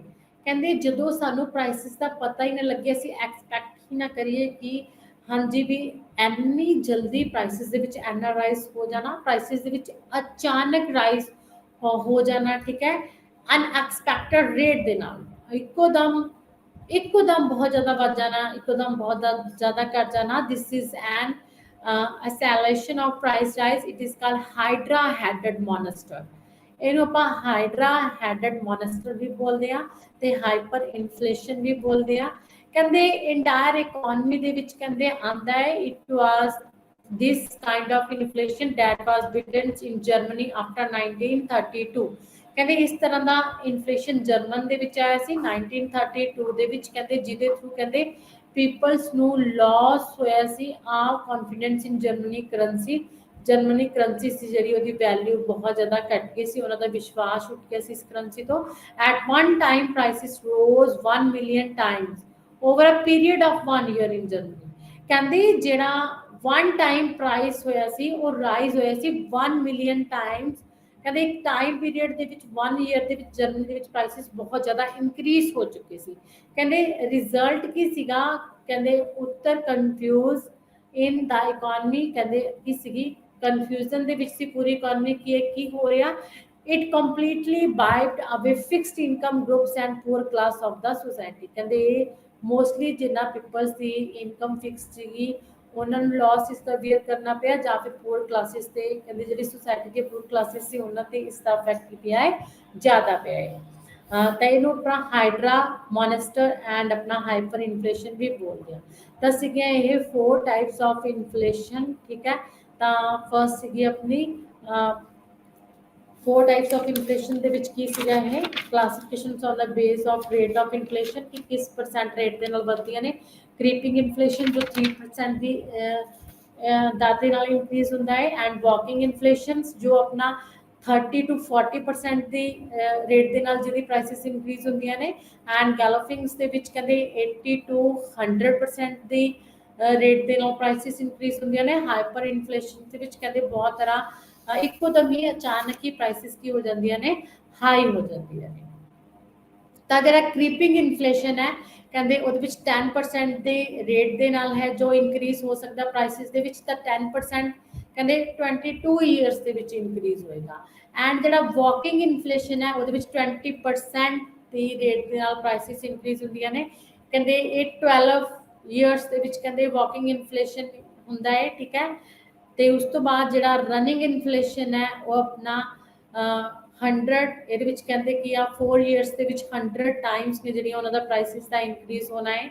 100% the rate ਦੇ ਨਾਲ ਪ੍ਰਾਈਸਿਸ ਇਨਕਰੀਜ਼ ਹੁੰਦਾ ਹੈ ਐਂਡ ਗੋਲਫਿੰਗ ਦਾ ਮਤਲਬ ਹੈ ਅਪਸ ਐਂਡ ਡਾਊਨ ਇੱਕੋ ਲੱਖ ਪ੍ਰਾਈਸਿਸ ਦਾ ਇਨਕਰੀਜ਼ ਤੇ ਡਿਕਰੀਜ਼ ਹੋਣਾ ਠੀਕ ਹੈ ਅਚਾਨਕ ਹੀ ਤਾਂ ਉਸ ਤੋਂ ਬਾਅਦ ਹੈ ਸਾਡਾ classification on the basis of scope ਦੇ ਬੇਸ ਤੇ ਵੀ ਜਿਹੜਾ ਆਪਣਾ ਇਨਫਲੇਸ਼ਨ ਹੈ ਉਹਨੂੰ ਕਲਾਸੀਫਾਈ ਕੀਤਾ ਹੋਇਆ ਹੈ ਤਾਂ ਫਰਸਟ ਹੈ on the basis of scope ਕਹਿੰਦੇ ਇਨਫਲੇਸ਼ਨ ਨੂੰ ਡਿਵਾਈਡ ਕੀਤਾ ਹੈ ਟੂ ਪਾਰਟਸ ਦੇ ਵਿੱਚ ਫਰਸਟ ਇਜ਼ ਦਾ ਸੈਕਟੋਰਲ ਔਰ sporadic inflation and second is a comprehensive inflation. The first has sectoral inflation. Sectoral inflation ਕੀ ਹੁੰਦਾ ਹੈ ਕਹਿੰਦੇ when inflation affects only a particular part of country or covers only one or two goods like pulses petrol it is called sectoral inflation ਜਿਵੇਂ ਕਿ ਤੁਸੀਂ ਜਾਣਦੇ ਹੋ ਕਿ ਆਪਣੀ ਇਕਨੋਮੀ ਦੇ ਵਿੱਚ 3 ਸੈਕਟਰਸ ਨੇ ਆਪਣਾ primary sector secondary sector and tertiary sector primary sectors means agriculture sector and secondary sector means industry and tertiary sector is a third sector ਠੀਕ ਹੈ ਕਹਿੰਦੇ ਜਦੋਂ ਸਿਰਫ ਇਸ ਇੱਕ ਸਪੈਸੀਫਿਕ ਫੈਕਟਰਸ ਦੇ ਵਿੱਚ ਕੀ ਹੁੰਦਾ ਹੈ ਇਨਫਲੇਸ਼ਨ ਹੁੰਦਾ ਇੱਕ ਸਪੈਸੀਫਿਕ ਫੈਕਟਰ ਜਾਂ ਕਹਿੰਦੇ ਕੁਝ ਗੁੱਡਸ ਦੀ ਜਿਹੜੀ ਪ੍ਰਾਈਸਿਸ ਆ ਉਹ ਇੱਕਦਮ ਇਨਕਰੀਜ਼ ਹੋ ਜਾਂਦੀ ਹੈ ਜਿਵੇਂ ਕਿ ਇਹ 2 ਗੁੱਡਸ ਵੀ ਹੋ ਸਕਦੀਆਂ ਨੇ ਮੋਰ ਦੈਨ 2 ਗੁੱਡਸ ਵੀ ਹੋ ਸਕਦੀਆਂ ਨੇ ਜਿਵੇਂ ਕਿ ਆਪਣਾ ਪਲਸਿਸ ਹੋ ਗਿਆ ਪੈਟਰੋਲ ਹੋ ਗਿਆ ਇਹਨਾਂ ਦੀ ਪ੍ਰਾਈਸਿਸ ਦੇ ਵਿੱਚ ਇਨਕਰੀਜ਼ ਹੋਣਾ ਤਾਂ ਇਹਨੂੰ ਕੀ ਬੋਲਦੇ ਆ ਸੈਕਟੋਰਲ ਇਨਫਲੇਸ਼ਨ ਬੋਲਦੇ ਆ ਐਂਡ ਸੈਕੰਡ ਟਾਈਪ ਹੁੰਦੀ ਹੈ ਕੰਪਰੀਹੈਂਸਿਵ ਇਨਫਲੇਸ਼ਨ ਕੰਪਰੀਹੈਂਸਿਵ ਇਨਫਲੇਸ਼ਨ ਦੇ ਵਿੱਚ ਕੀ ਹੁੰਦਾ ਹੈ ਕਹਿੰਦੇ when inflation is not confined to given part of country or a few goods but ਕਹਿੰਦੇ ਇਹ entire country ਦੇ ਵਿੱਚ ਆਉਂਦਾ ਹੈ ਜਦੋਂ ਸਾਰੀ ਕੰਟਰੀ ਦੇ ਵਿੱਚ ਇਨਫਲੇਸ਼ਨ ਆਉਂਦਾ ਹੈ ਤੇ ਸਾਰੀਆਂ ਗੁੱਡਸ ਦੇ ਵਿੱਚ ਇਨਫਲੇਸ਼ਨ ਹੁੰਦਾ ਹੈ ਮੀਨਸ ਆਲ ਗੁੱਡਸ ਤੇ ਜਿਹੜੀਆਂ ਕੰਟਰੀ ਦੀਆਂ ਆਲ ਗੁੱਡਸ ਹੁੰਦੀਆਂ ਨੇ ਉਹਨਾਂ ਦੇ ਪ੍ਰਾਈਸਿਸ ਹਾਈ ਹੋ ਜਾਂਦੀਆਂ ਨੇ that is called comprehensive inflation ਇਹਨੂੰ ਆਪਾਂ ਕੀ ਬੋਲਦੇ ਆ comprehensive inflation ਬੋਲਦੇ ਆ ਤੇ ਇਹ ਤਾਂ ਸੀਗੀ ਆਪਣਾ classification on the basis of scope ਜਿਹਦੇ ਵਿੱਚ ਆਪਾਂ ਨੇ sectoral inflation and comprehensive inflation ਪੜਿਆ ਹੈ ਇਸ ਤੋਂ ਬਾਅਦ ਆਪਣੀ ਲਾਸਟ ਐਂਡ 5th ਟਾਈਪ ਹੈ classification on the basis of process of rise in prices ਠੀਕ ਹੈ ਕਿ ਕਿਸੇ ਪਾਰਟੀਕੂਲਰ ਚੀਜ਼ ਦੇ ਕਰਕੇ ਜਦੋਂ ਆਪਣੀਆਂ ਜਿਹੜੀਆਂ ਪ੍ਰਾਈਸਿਸ ਨੇ ਉਹ ਹਾਈ ਹੋ ਜਾਂਦੀਆਂ ਨੇ ਕਈ ਰੀਜ਼ਨਸ ਹੋ ਸਕਦੇ ਨੇ ਇਹਦੇ ਠੀਕ ਆ process of rise in prices ਦੇ ਵਿੱਚ ਕਹਿੰਦੇ ਆਪਾਂ ਦੇਖਦੇ ਹਾਂ ਸਭ ਤੋਂ ਪਹਿਲਾਂ wage induced inflation wage induced inflation ਦਾ ਮਤਲਬ ਹੈ ਕਿ ਵੇਜਿਸ ਦਾ ਇਨਕਰੀਜ਼ ਹੋਣਾ ਵੇਜਿਸ ਦੇ ਵਿੱਚ ਇਨਕਰੀਜ਼ ਹੋਣ ਕਰਕੇ ਕਾਸਟ ਦਾ ਹਾਈ ਹੋਣਾ ਪ੍ਰੋਡਕਸ਼ਨ ਕਾਸਟ ਦਾ ਤੇ ਪ੍ਰਾਈਸਿਸ ਦਾ ਇਨਕਰੀਜ਼ ਹੋਣਾ ਤਾਂ ਵੇਜ ਇੰਡਿਊਸਡ ਇਨਫਲੇਸ਼ਨ ਦੇ ਵਿੱਚ ਕੀ ਹੋਏਗਾ ਕਹਿੰਦੇ powerful labour organisations have strong bargaining power vice versa the EMPLOYE ਕਹਿੰਦੇ ਕੀ ਆ ਉਹ ਆਪਣੀਆਂ ਜਿਹੜੀਆਂ ਹੁਣ ਸਟਰੋਂਗ ਪਾਵਰਫੁਲ ਜਿਹੜੀਆਂ ਆਪਣੀਆਂ ਕੀ ਨੇ ਆਰਗੇਨਾਈਜੇਸ਼ਨਸ ਨੇ ਲੇਬਰ ਆਰਗੇਨਾਈਜੇਸ਼ਨਸ ਉਹ ਕੀ ਕਰਦੀਆਂ ਨੇ ਸਟ੍ਰਾਈਕ ਕਰਦੀਆਂ ਨੇ ਉਹ ਸਟ੍ਰਾਈਕ ਕਰਦੀਆਂ ਨੇ ਕਿ ਸਾਡੀ ਜਿਹੜੀ ਵੇਜ ਰੇਟ ਆ ਉਹ ਇਨਕਰੀਜ਼ ਕੀਤੀ ਜਾਵੇ ਇਕਨੋਮੀ ਦੇ ਵਿੱਚ ਤਾਂ ਜਿਹੜੇ ਆਪਣੇ ਪ੍ਰੋਡਿਊਸਰਸ ਹੁੰਦੇ ਨੇ ਉਹਨਾਂ ਨੂੰ ਉਹਨਾਂ ਦੀ ਜਿਹੜੀ ਵੇਜ ਰੇਟ ਆ ਉਹ ਕੀ ਕਰਨੀ ਪੈਂਦੀ ਆ ਇਨਕਰੀਜ਼ ਕਰਨੀ ਪੈਂਦੀ ਆ ਜਿੰਨੀ ਉਹਨਾਂ ਦੀ ਡਿਮਾਂਡ ਹੁੰਦੀ ਆ ਤਾਂ ਜਦੋਂ ਉਹ ਵੇਜਿਸ ਇਨਕਰੀਜ਼ ਹੁੰਦੀਆਂ ਨੇ ਤਾਂ ਇਹਦੇ ਨਾਲ ਜਿਹੜੀ ਆਪਣੀ ਪ੍ਰੋਡਕਸ਼ਨ ਦੀ ਕਾਸਟ ਉਹ ਵੀ ਕੀ ਹੋ ਜਾਂਦੀ ਹੈ ਇਨਕਰੀਜ਼ ਹੁੰਦੀ ਆ ਹੁਣ ਦੇਖੋ ਜਿਹੜੀ ਕਾਸਟ ਹੈ ਉਹ ਪ੍ਰਾਈਸ ਦੇ ਵਿੱਚੋਂ ਕੀ ਕਰਨੀ ਪੈਂਦੀ ਹੈ ਕੱਢਣੀ ਪੈਂਦੀ ਆ ਤਾਂ ਜਦੋਂ ਪ੍ਰੋਡਕਸ਼ਨ ਦੀ ਕਾਸਟ ਇਨਕਰੀਜ਼ ਹੋਏਗੀ ਤਾਂ ਪ੍ਰਾਈਸਿਸ ਵੀ ਕੀ ਹੋਣਗੀਆਂ ਇਨਕਰੀਜ਼ ਹੋਣਗੀਆਂ ਤਾਂ ਕਾਸਟ ਦੇ ਵਿੱਚ ਇਨਕਰੀਜ਼ ਹੋਣ ਕਰਕੇ ਜਦੋਂ ਪ੍ਰਾਈਸਿਸ ਦੇ ਵਿੱਚ ਇਨਕਰੀਜ਼ ਹੁੰਦਾ ਹੈ ਤਾਂ ਉਹਨੂੰ ਆਪਾਂ ਕੀ ਬੋਲਦੇ ਆ ਵੇਜ ਇੰਡਿਊਸਡ ਇਨਫਲੇਸ਼ਨ ਜਦੋਂ ਵੇਜ ਦੇ ਵਿੱਚ ਇਨਕਰੀਜ਼ ਹੋਣ ਕਰਕੇ ਲੇਬਰ ਨੂੰ ਜੋ ਦਿੱਤੀਆਂ ਜਾਂਦੀਆਂ ਨੇ ਲੇਬਰ ਦੀ ਸਰਵਿਸਿਜ਼ ਲੈਣ ਦੇ ਬਦਲੇ ਜਦੋਂ ਵੇਜ ਰੇਟ ਇਨਕਰੀਜ਼ ਹੁੰਦਾ ਹੈ ਤਾਂ ਕਾਸਟ ਵੀ ਇਨਕਰੀਜ਼ ਹੁੰਦੀ ਹੈ, ਜਿਹਦੇ ਕਰਕੇ ਪ੍ਰਾਈਸਿਸ ਵੀ ਕੀ ਹੁੰਦੀਆਂ ਨੇ, ਇਨਕਰੀਜ਼ ਹੁੰਦੀਆਂ ਨੇ। ਇਹਨੂੰ ਆਪਾਂ ਵੇਜ ਇੰਡਿਊਸਡ ਇਨਫਲੇਸ਼ਨ ਬੋਲਦੇ। This is a first type. And the second is profit induced or markup inflation.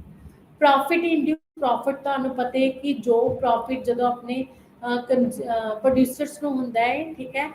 Profit ਦਾ ਮਤਲਬ ਹੈ ਜੋ ਟੋਟਲ ਇਨਕਮ ਹੈ, ਜਦੋਂ ਉਹਦੇ ਵਿੱਚੋਂ ਟੋਟਲ ਕਾਸਟ ਨੂੰ ਮਾਈਨਸ ਕੀਤਾ ਜਾਂਦਾ ਹੈ ਤਾਂ ਜੋ ਐਕਸਟਰਾ ਉਹਦੇ ਕੋਲ ਬਚਦਾ ਹੈ, ਦੈਟ ਇਜ਼ ਅ ਪ੍ਰੋਫਿਟ, ਠੀਕ ਹੈ। ਤਾਂ ਪ੍ਰੋਫਿਟ ਵਧਣ ਦੇ ਨਾਲ ਨਾਲ ਜਿਹੜੀਆਂ ਪ੍ਰਾਈਸਿਸ ਨੇ ਉਹ ਵੀ ਵੱਧ ਜਾਂਦੀਆਂ ਨੇ। ਜਦੋਂ ਕਿਸੇ ਵੀ ਗੁड्स ਦੀਆਂ ਪ੍ਰਾਈਸਿਸ ਵਧਦੀਆਂ ਨੇ ਤਾਂ ਉਹਦਾ ਮੇਨ ਰਿਸਕ ਕੀ ਹੁੰਦਾ, ਪ੍ਰੋਫਿਟ ਦਾ ਇਨਕਰੀਜ਼ ਹੋਣਾ। ਜਦੋਂ ਪ੍ਰੋਡਿਊਸਰ ਸੋਚਦਾ ਹੈ ਕਿ ਮੈਂ ਪ੍ਰੋਫਿਟ ਲੈਣ ਦੇ ਲਈ ਪ੍ਰਾਈਸਿਸ ਆਪਣੀਆਂ ਕਾਸਟ ਤੋਂ ਜ਼ਿਆਦਾ ਰੱਖਾਂ, ਵੀ ਸਾਡੀ ਇਨਕਮ ਜ਼ਿਆਦਾ ਹੋਵੇ ਕਾਸਟ ਤੋਂ, ਤਾਂ ਉਹ ਕੀ ਹੁੰਦਾ, ਪ੍ਰਾਈਸਿਸ ਹਾਈ ਕਰਨਾ ਸਟਾਰਟ ਕਰ ਦਿੰਦਾ। ਇਹਨੂੰ ਆਪਾਂ ਮਾਰਕਅਪ ਇਨਫਲੇਸ਼ਨ ਵੀ ਬੋਲਦੇ ਹਾਂ। ਮਾਰਕਅਪ ਇਨਫਲੇਸ਼ਨ ਦਾ ਮਤਲਬ ਹੈ, ਕਹਿੰਦੇ ਡਿਵੈਲਪ ਕੰਟਰੀਜ਼ ਨੇ ਜਿਹੜੀਆਂ, ਉਹਨਾਂ ਦੇ ਵਿੱਚ ਇਸ ਤਰ੍ਹਾਂ ਦਾ ਇਨਫਲੇਸ਼ਨ ਹੈ ਉਹ ਜਿਹੜਾ ਜ਼ਿਆਦਾ ਪਾਇਆ ਜਾਂਦਾ ਹੈ, ਪ੍ਰੋਫਿਟ ਇੰਡਿਊਸ ਤੇ ਮਾਰਕਅਪ ਇਨਫਲੇਸ਼ਨ। ਕਹਿੰਦੇ in develop countries like America, big companies while fixing the prices of their commodities add a given percentage of profit to the cost। ਕਹਿੰਦੇ ਕੀ ਆ, ਜਿਹੜੀਆਂ ਆਪਣੀਆਂ ਡਿਵੈਲਪ ਕੰਟਰੀਜ਼ ਨੇ ਉਹ ਆਪਣੀਆਂ ਕੰਟਰੀਜ਼ ਨੂੰ, ਆਪਣੀਆਂ ਕਮੋਡਿਟੀਜ਼ ਨੂੰ ਦੂਸਰੀਆਂ ਕੰਪਨੀਜ਼ ਤੋਂ ਡਿਫਰੈਂਟ ਕਰਨ ਦੇ ਲਈ ਕੀ ਆ, ਤੇ ਪ੍ਰੋਫਿਟ ਕਮਾਉਣ ਦੇ ਲਈ ਕੀ ਕਰਦੀਆਂ ਨੇ, ਉਹਨਾਂ ਦੇ ਪ੍ਰਾਈਸਿਸ ਨੂੰ ਜ਼ਿਆਦਾ ਫਿਕਸ ਕਰਦੀਆਂ ਨੇ ਤੇ ਉਹਨਾਂ ਦਾ ਮਾਰਕਅਪ ਕਰ ਦਿੰਦੀਆਂ ਨੇ। ਮਤਲਬ ਆਪਣੀਆਂ ਕਮੋਡਿਟੀਜ਼ ਦਾ ਮਾਰਕਅਪ ਕਰਵਾ ਦਿੰਦੀਆਂ ਨੇ। The act is called markup. These commodities keep the markup quite high. ਕਹਿੰਦੇ ਜਿਹਦੇ ਥਰੂ ਕੀ ਆ, prices of the commodities rise very high, prices ਬਹੁਤ ਜ਼ਿਆਦਾ ਤੇਜ਼ੀ ਨਾਲ ਵੱਧਦਾ, ਜਿਹਦੇ ਥਰੂ ਜਿਹੜਾ ਇਨਫਲੇਸ਼ਨ ਹੈ ਉਹ ਇਨਕਰੀਜ਼ ਹੋ ਜਾਂਦਾ। ਇਨਫਲੇਸ਼ਨ ਆ ਜਾਂਦਾ ਹੈ ਤਾਂ ਇਹਨੂੰ ਆਪਾਂ ਮਾਰਕਅਪ ਇਨਫਲੇਸ਼ਨ ਵੀ ਬੋਲਦੇ ਹਾਂ, ਪ੍ਰੋਫਿਟ ਇੰਡਿਊਸ ਵੀ ਬੋਲਦੇ ਹਾਂ, ਕਿਉਂਕਿ ਇਹ ਕੰਪਨੀਜ਼ ਆਪਣੀਆਂ ਪ੍ਰਾਈਸਿਸ ਨੇ ਉਹ ਜ਼ਿਆਦਾ ਫਿਕਸ ਕਰਦੀਆਂ ਨੇ, ਠੀਕ ਹੈ, ਪ੍ਰੋਫਿਟ ਜ਼ਿਆਦਾ ਗੇਨ ਕਰਦੇ ਨੇ। And the third is deficit induced inflation। Deficit ਦਾ ਮਤਲਬ ਕੀ ਹੁੰਦਾ, ਘਾਟਾ ਹੁੰਦਾ ਹੈ, ਠੀਕ ਹੈ। ਡੈਫਿਸਿਟ ਇੰਡਿਊਸਡ ਇਨਫਲੇਸ਼ਨ ਕਹਿੰਦੇ ਗਵਰਨਮੈਂਟ ਦੇ ਐਕਸਪੈਂਡੀਚਰ ਨਾਲ ਰਿਲੇਟਡ ਇਨਫਲੇਸ਼ਨ ਹੈ। ਕਹਿੰਦੇ ਜਦੋਂ ਗਵਰਨਮੈਂਟ ਦੇ ਥਰੂ ਇਨਫਲੇਸ਼ਨ ਹੁੰਦਾ, ਕਹਿੰਦੇ such an inflation is the outcome of deficit finance by the government. ਕਹਿੰਦੇ ਜਦੋਂ ਗਵਰਨਮੈਂਟ ਦੇ ਦੁਆਰਾ ਡੈਫਿਸਿਟ ਫਾਈਨਾਂਸ ਦੀ ਸਿਚੁਏਸ਼ਨ ਆ ਜਾਂਦੀ ਹੈ, ਮੀਨਸ ਗਵਰਨਮੈਂਟ ਦੇ ਐਕਸਪੈਂਡੀਚਰ ਗਵਰਨਮੈਂਟ ਦੀ ਇਨਕਮ ਦੇ ਨਾਲੋਂ ਜ਼ਿਆਦਾ ਇਨਕਰੀਜ਼ ਹੋ ਜਾਂਦੇ ਨੇ, ਤਾਂ ਐਕਸਪੈਂਡੀਚਰ ਇਨਕਰੀਜ਼ ਹੋਣ ਦੇ ਨਾਲ ਆਪਣੀ ਇਕਨੋਮੀ ਦੇ ਵਿੱਚ ਜਿਹੜੀ ਮਨੀ ਦੀ ਸਪਲਾਈ ਆ ਉਹ ਜ਼ਿਆਦਾ ਇਨਕਰੀਜ਼ ਹੁੰਦੀ ਹੈ, ਜਿਹਦੇ ਥਰੂ ਕੀ ਆ, ਪ੍ਰਾਈਸਿਸ ਇਨਕਰੀਜ਼ ਹੋ ਜਾਂਦੇ ਨੇ, ਕਿਉਂਕਿ ਐਗਰੀਗੇਟ ਡਿਮਾਂਡ ਜ਼ਿਆਦਾ ਇਨਕਰੀਜ਼ ਹੁੰਦੀ ਹੈ। ਤਾਂ ਇਹਨੂੰ ਆਪਾਂ ਬੋਲਦੇ ਹਾਂ deficit finance, deficit induced inflation. ਕਹਿੰਦੇ ਇਹ ਕਦੋਂ ਆਇਆ ਸੀ ਆਪਣੀ ਇਕਨੋਮੀ ਦੇ ਵਿੱਚ, ਕਹਿੰਦੇ ਮੋਸਟਲੀ ਕਹਿੰਦੇ ਜਿਹੜਾ ਹੁਣ ਇਨਫਲੇਸ਼ਨ ਆਉਂਦਾ ਹੈ, increase in supply of goods and services. ਕਹਿੰਦੇ ਗੁड्स ਐਂਡ ਸਰਵਿਸਿਜ਼ ਦੀ ਸਪਲਾਈ ਵੀ ਦੂਸਰੀ ਤਰਫ ਜ਼ਿਆਦਾ ਹੁੰਦੀ ਹੈ, ਲੇਕਿਨ ਮਨੀ ਦੀ ਸਪਲਾਈ ਉਸ ਦੇ ਨਾਲੋਂ ਜ਼ਿਆਦਾ ਹੁੰਦੀ ਹੈ, ਜਿਹਦੇ ਕਰਕੇ ਐਗਰੀਗੇਟ ਡਿਮਾਂਡ ਇਨਕਰੀਜ਼ ਤੇ ਇਨਫਲੇਸ਼ਨ ਹੋਰ ਜ਼ਿਆਦਾ increase. And the fourth is stagflation. Stagflation ਦਾ ਮਤਲਬ ਕੀ ਆ, ਕਹਿੰਦੇ in the post 1970s a new kind of situation arose in the developed countries of the world। ਕਹਿੰਦੇ 1970 ਤੋਂ ਬਾਅਦ ਇੱਕ ਨਿਊ ਤਰ੍ਹਾਂ ਦਾ ਇਨਫਲੇਸ਼ਨ ਆਇਆ ਸੀ, ਜਿਹਨੂੰ ਆਪਾਂ ਸਟੈਗਫਲੇਸ਼ਨ ਬੋਲਦੇ ਹਾਂ। ਕਹਿੰਦੇ these countries on the one hand, ਕਹਿੰਦੇ ਇਹਨਾਂ ਦੇ ਵਿੱਚ ਇੱਕ ਤਰਫ ਤਾਂ ਜਿਹੜੀ ਪ੍ਰੋਡਕਸ਼ਨ ਸੀ ਉਹ ਡਿਕਰੀਜ਼ ਹੋ ਰਹੀ ਸੀ, ਤੇ ਦੂਸਰੀ ਤਰਫ ਜਿਹੜੀ ਆਪਣੀ ਅਨਇੰਪਲੋਇਮੈਂਟ ਆ ਉਹ ਵੀ ਡਿਕਰੀਜ਼ ਹੋ ਰਹੀ ਸੀ। And due to fall in aggregate demand, ਜਿਹੜੀ ਅਨਇੰਪਲੋਇਮੈਂਟ ਆ ਉਹਦੇ ਵਿੱਚ ਇਨਕਰੀਜ਼ ਹੋ ਰਿਹਾ ਸੀ। ਬਟ ਕਹਿੰਦੇ ਦੂਜੇ ਪਾਸੇ ਜਿਹੜੀਆਂ ਪ੍ਰਾਈਸਿਸ ਨੇ ਉਹ ਇਨਕਰੀਜ਼ ਹੋ ਰਹੀਆਂ ਸੀ। ਦੇਖੋ ਅਨਇੰਪਲੋਇਮੈਂਟ ਇਨਕਰੀਜ਼ ਹੋ ਰਹੀ ਸੀਗੀ, ਡਿਮਾਂਡ ਵੀ ਡਿਕਰੀਜ਼ ਹੋ ਰਹੀ ਸੀ, ਠੀਕ ਹੈ। ਤੇ ਆਪਣੀਆਂ ਜਿਹੜੀਆਂ ਦੂਸਰੀ ਤਰਫ ਪ੍ਰਾਈਸਿਸ ਸੀਗੀਆਂ ਉਹ ਇਨਕਰੀਜ਼ ਹੋ ਰਹੀਆਂ ਸੀ, ਜਦਕਿ ਐਗਰੀਗੇਟ ਡਿਮਾਂਡ ਘਟਣ ਦੇ ਨਾਲ ਪ੍ਰਾਈਸਿਸ ਘਟਦੀਆਂ ਨੇ। ਲੇਕਿਨ ਇੱਥੇ ਕੀ ਆ, ਅਨਇੰਪਲੋਇਮੈਂਟ ਇਨਕਰੀਜ਼ ਤੇ ਆਪਣੀ ਐਗਰੀਗੇਟ ਡਿਮਾਂਡ ਡਿਕਰੀਜ਼, ਲੇਕਿਨ ਪ੍ਰਾਈਸਿਸ ਕੀ ਹੋ ਰਹੀਆਂ ਸੀ, ਹਾਈ ਹੋ ਰਹੀਆਂ ਸੀ।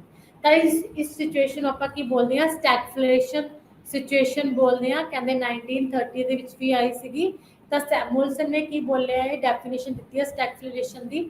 ਕਹਿੰਦੇ stagflation involves inflationary rise in prices and wage at the same time that people are unable to find jobs and firms are unable to find customers for what their plants can produce। ਕਹਿੰਦੇ ਇਸ time stagflation ਦੇ Times ਜਿਹੜੀਆਂ firms ਨੇ ਉਹ ਵੀ ਦੇਖ ਰਹੀਆਂ ਹੁੰਦੀਆਂ ਨੇ ਕਿ ਅਸੀਂ ਕਿੱਥੋਂ ਜਿਹੜੀ ਆਪਣੀ ਪ੍ਰੋਡਕਸ਼ਨ ਹੈ ਕਰੀਏ, ਮੀਨਸ ਕਿੱਥੋਂ ਜਿਹੜੇ ਆਪਣੇ ਕਸਟਮਰਸ ਨੇ ਉਹਨਾਂ ਦੇ ਥਰੂ ਡਿਮਾਂਡ ਕਰਵਾਈਏ, ਤੇ ਲੇਬਰ ਦੇ ਥਰੂ ਪ੍ਰੋਡਕਸ਼ਨ ਇਨਕਰੀਜ਼ ਕਰੀਏ, ਲੇਕਿਨ ਇਹ ਅਨੇਬਲਸ ਹੁੰਦੇ ਨੇ ਨਾ, ਤਾਂ ਕਹਿੰਦੇ ਆਪਣੇ ਜਿਹੜੇ ਪੀਪਲਸ ਨੇ ਉਹਨਾਂ ਨੂੰ ਜੌਬ ਮਿਲਦੀ ਆ, ਇੰਪਲੋਇਮੈਂਟ ਇਨਕਰੀਜ਼ ਮਿਲ ਹੁੰਦੀ ਆ, ਤੇ ਨਾ ਹੀ ਜਿਹੜੇ ਆਪਣੇ ਪ੍ਰੋਡਿਊਸਰਸ ਨੇ ਉਹਨਾਂ ਨੂੰ ਫਰਮ ਨੂੰ ਕਸਟਮਰਸ ਮਿਲਦੇ ਨੇ ਜੋ ਉਹਨਾਂ ਦੇ ਗੁੱਡਸ ਨੂੰ ਕੀ ਕਰ ਸਕਣ, ਬਾਏ ਕਰ ਸਕਣ। ਤਾਂ ਇਸ ਤਰ੍ਹਾਂ ਦੇ ਇਨਫਲੇਸ਼ਨ ਨੂੰ ਕੀ ਬੋਲਦੇ ਨੇ, ਸਟੈਗਫਲੇਸ਼ਨ ਬੋਲਦੇ ਨੇ।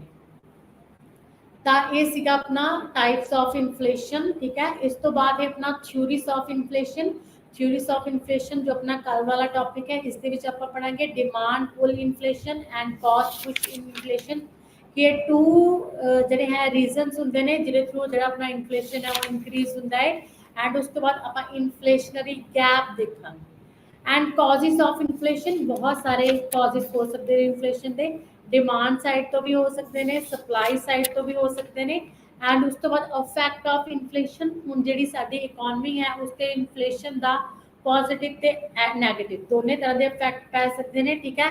ਆਪਣੇ ਡੈਬਿਟਰ ਤੇ ਕ੍ਰੈਡੀਟਰਸ ਤੇ ਵੀ ਇਫੈਕਟ ਪੈ ਸਕਦਾ ਹੈ, ਇਨਵੈਸਟਰ ਤੇ ਵੀ ਪਏਗਾ, ਤੇ ਫਿਕਸ ਸੈਲਰੀ ਦੇ ਜਿਹੜੇ ਪੀਪਲਸ ਨੇ ਉਹਨਾਂ ਤੇ ਵੀ ਪਏਗਾ, ਐਗਰੀਕਲਚਰ ਤੇ ਵੀ ਪਏਗਾ, ਮਿਡਲ ਕਲਾਸ ਤੇ ਵੀ ਪਏਗਾ, ਹਾਊਸ ਹੋਲਡ ਸੇਵਿੰਗ ਤੇ ਪਏਗਾ, ਸੇਵਿੰਗ ਘਟ ਜਾਏਗੀ, ਇੰਪਲੋਇਮੈਂਟ ਤੇ ਪਏਗਾ, बीओपी ਤੇ ਵੀ ਇਫੈਕਟ ਪਏਗਾ, ਪਬਲਿਕ ਡੈਟ ਤੇ ਵੀ ਪਏਗਾ, बैंक एंड इंश्योरेंस कंपनी ਤੇ ਵੀ ਪਏਗਾ ਕਿਉਂਕਿ ਸੇਵਿੰਗ ਘਟ ਜਾਏਗੀ, ਟੈਕਸਿਸ ਵਗੈਰਾ ਤੇ ਵੀ ਪਏਗਾ। And control and rationing moral effect means moral ਆਪਾਂ ਕਰਪਸ਼ਨਸ ਵਗੈਰਾ ਲਾਵਾਂਗੇ ਜਦੋਂ ਪ੍ਰਾਈਸਿਸ ਹਾਈ ਨੇ, ਸਾਡੀਆਂ ਨੀਡਸ ਪੂਰੀਆਂ ਨਹੀਂ ਹੋ ਰਹੀਆਂ। ਐਂਡ ਸੋਸ਼ਲ ਐਂਡ ਪੋਲੀਟੀਕਲ ਜਿਹੜੇ ਇਫੈਕਟਸ ਨੇ ਉਹਨਾਂ ਤੇ ਵੀ ਪੈਣਗੇ।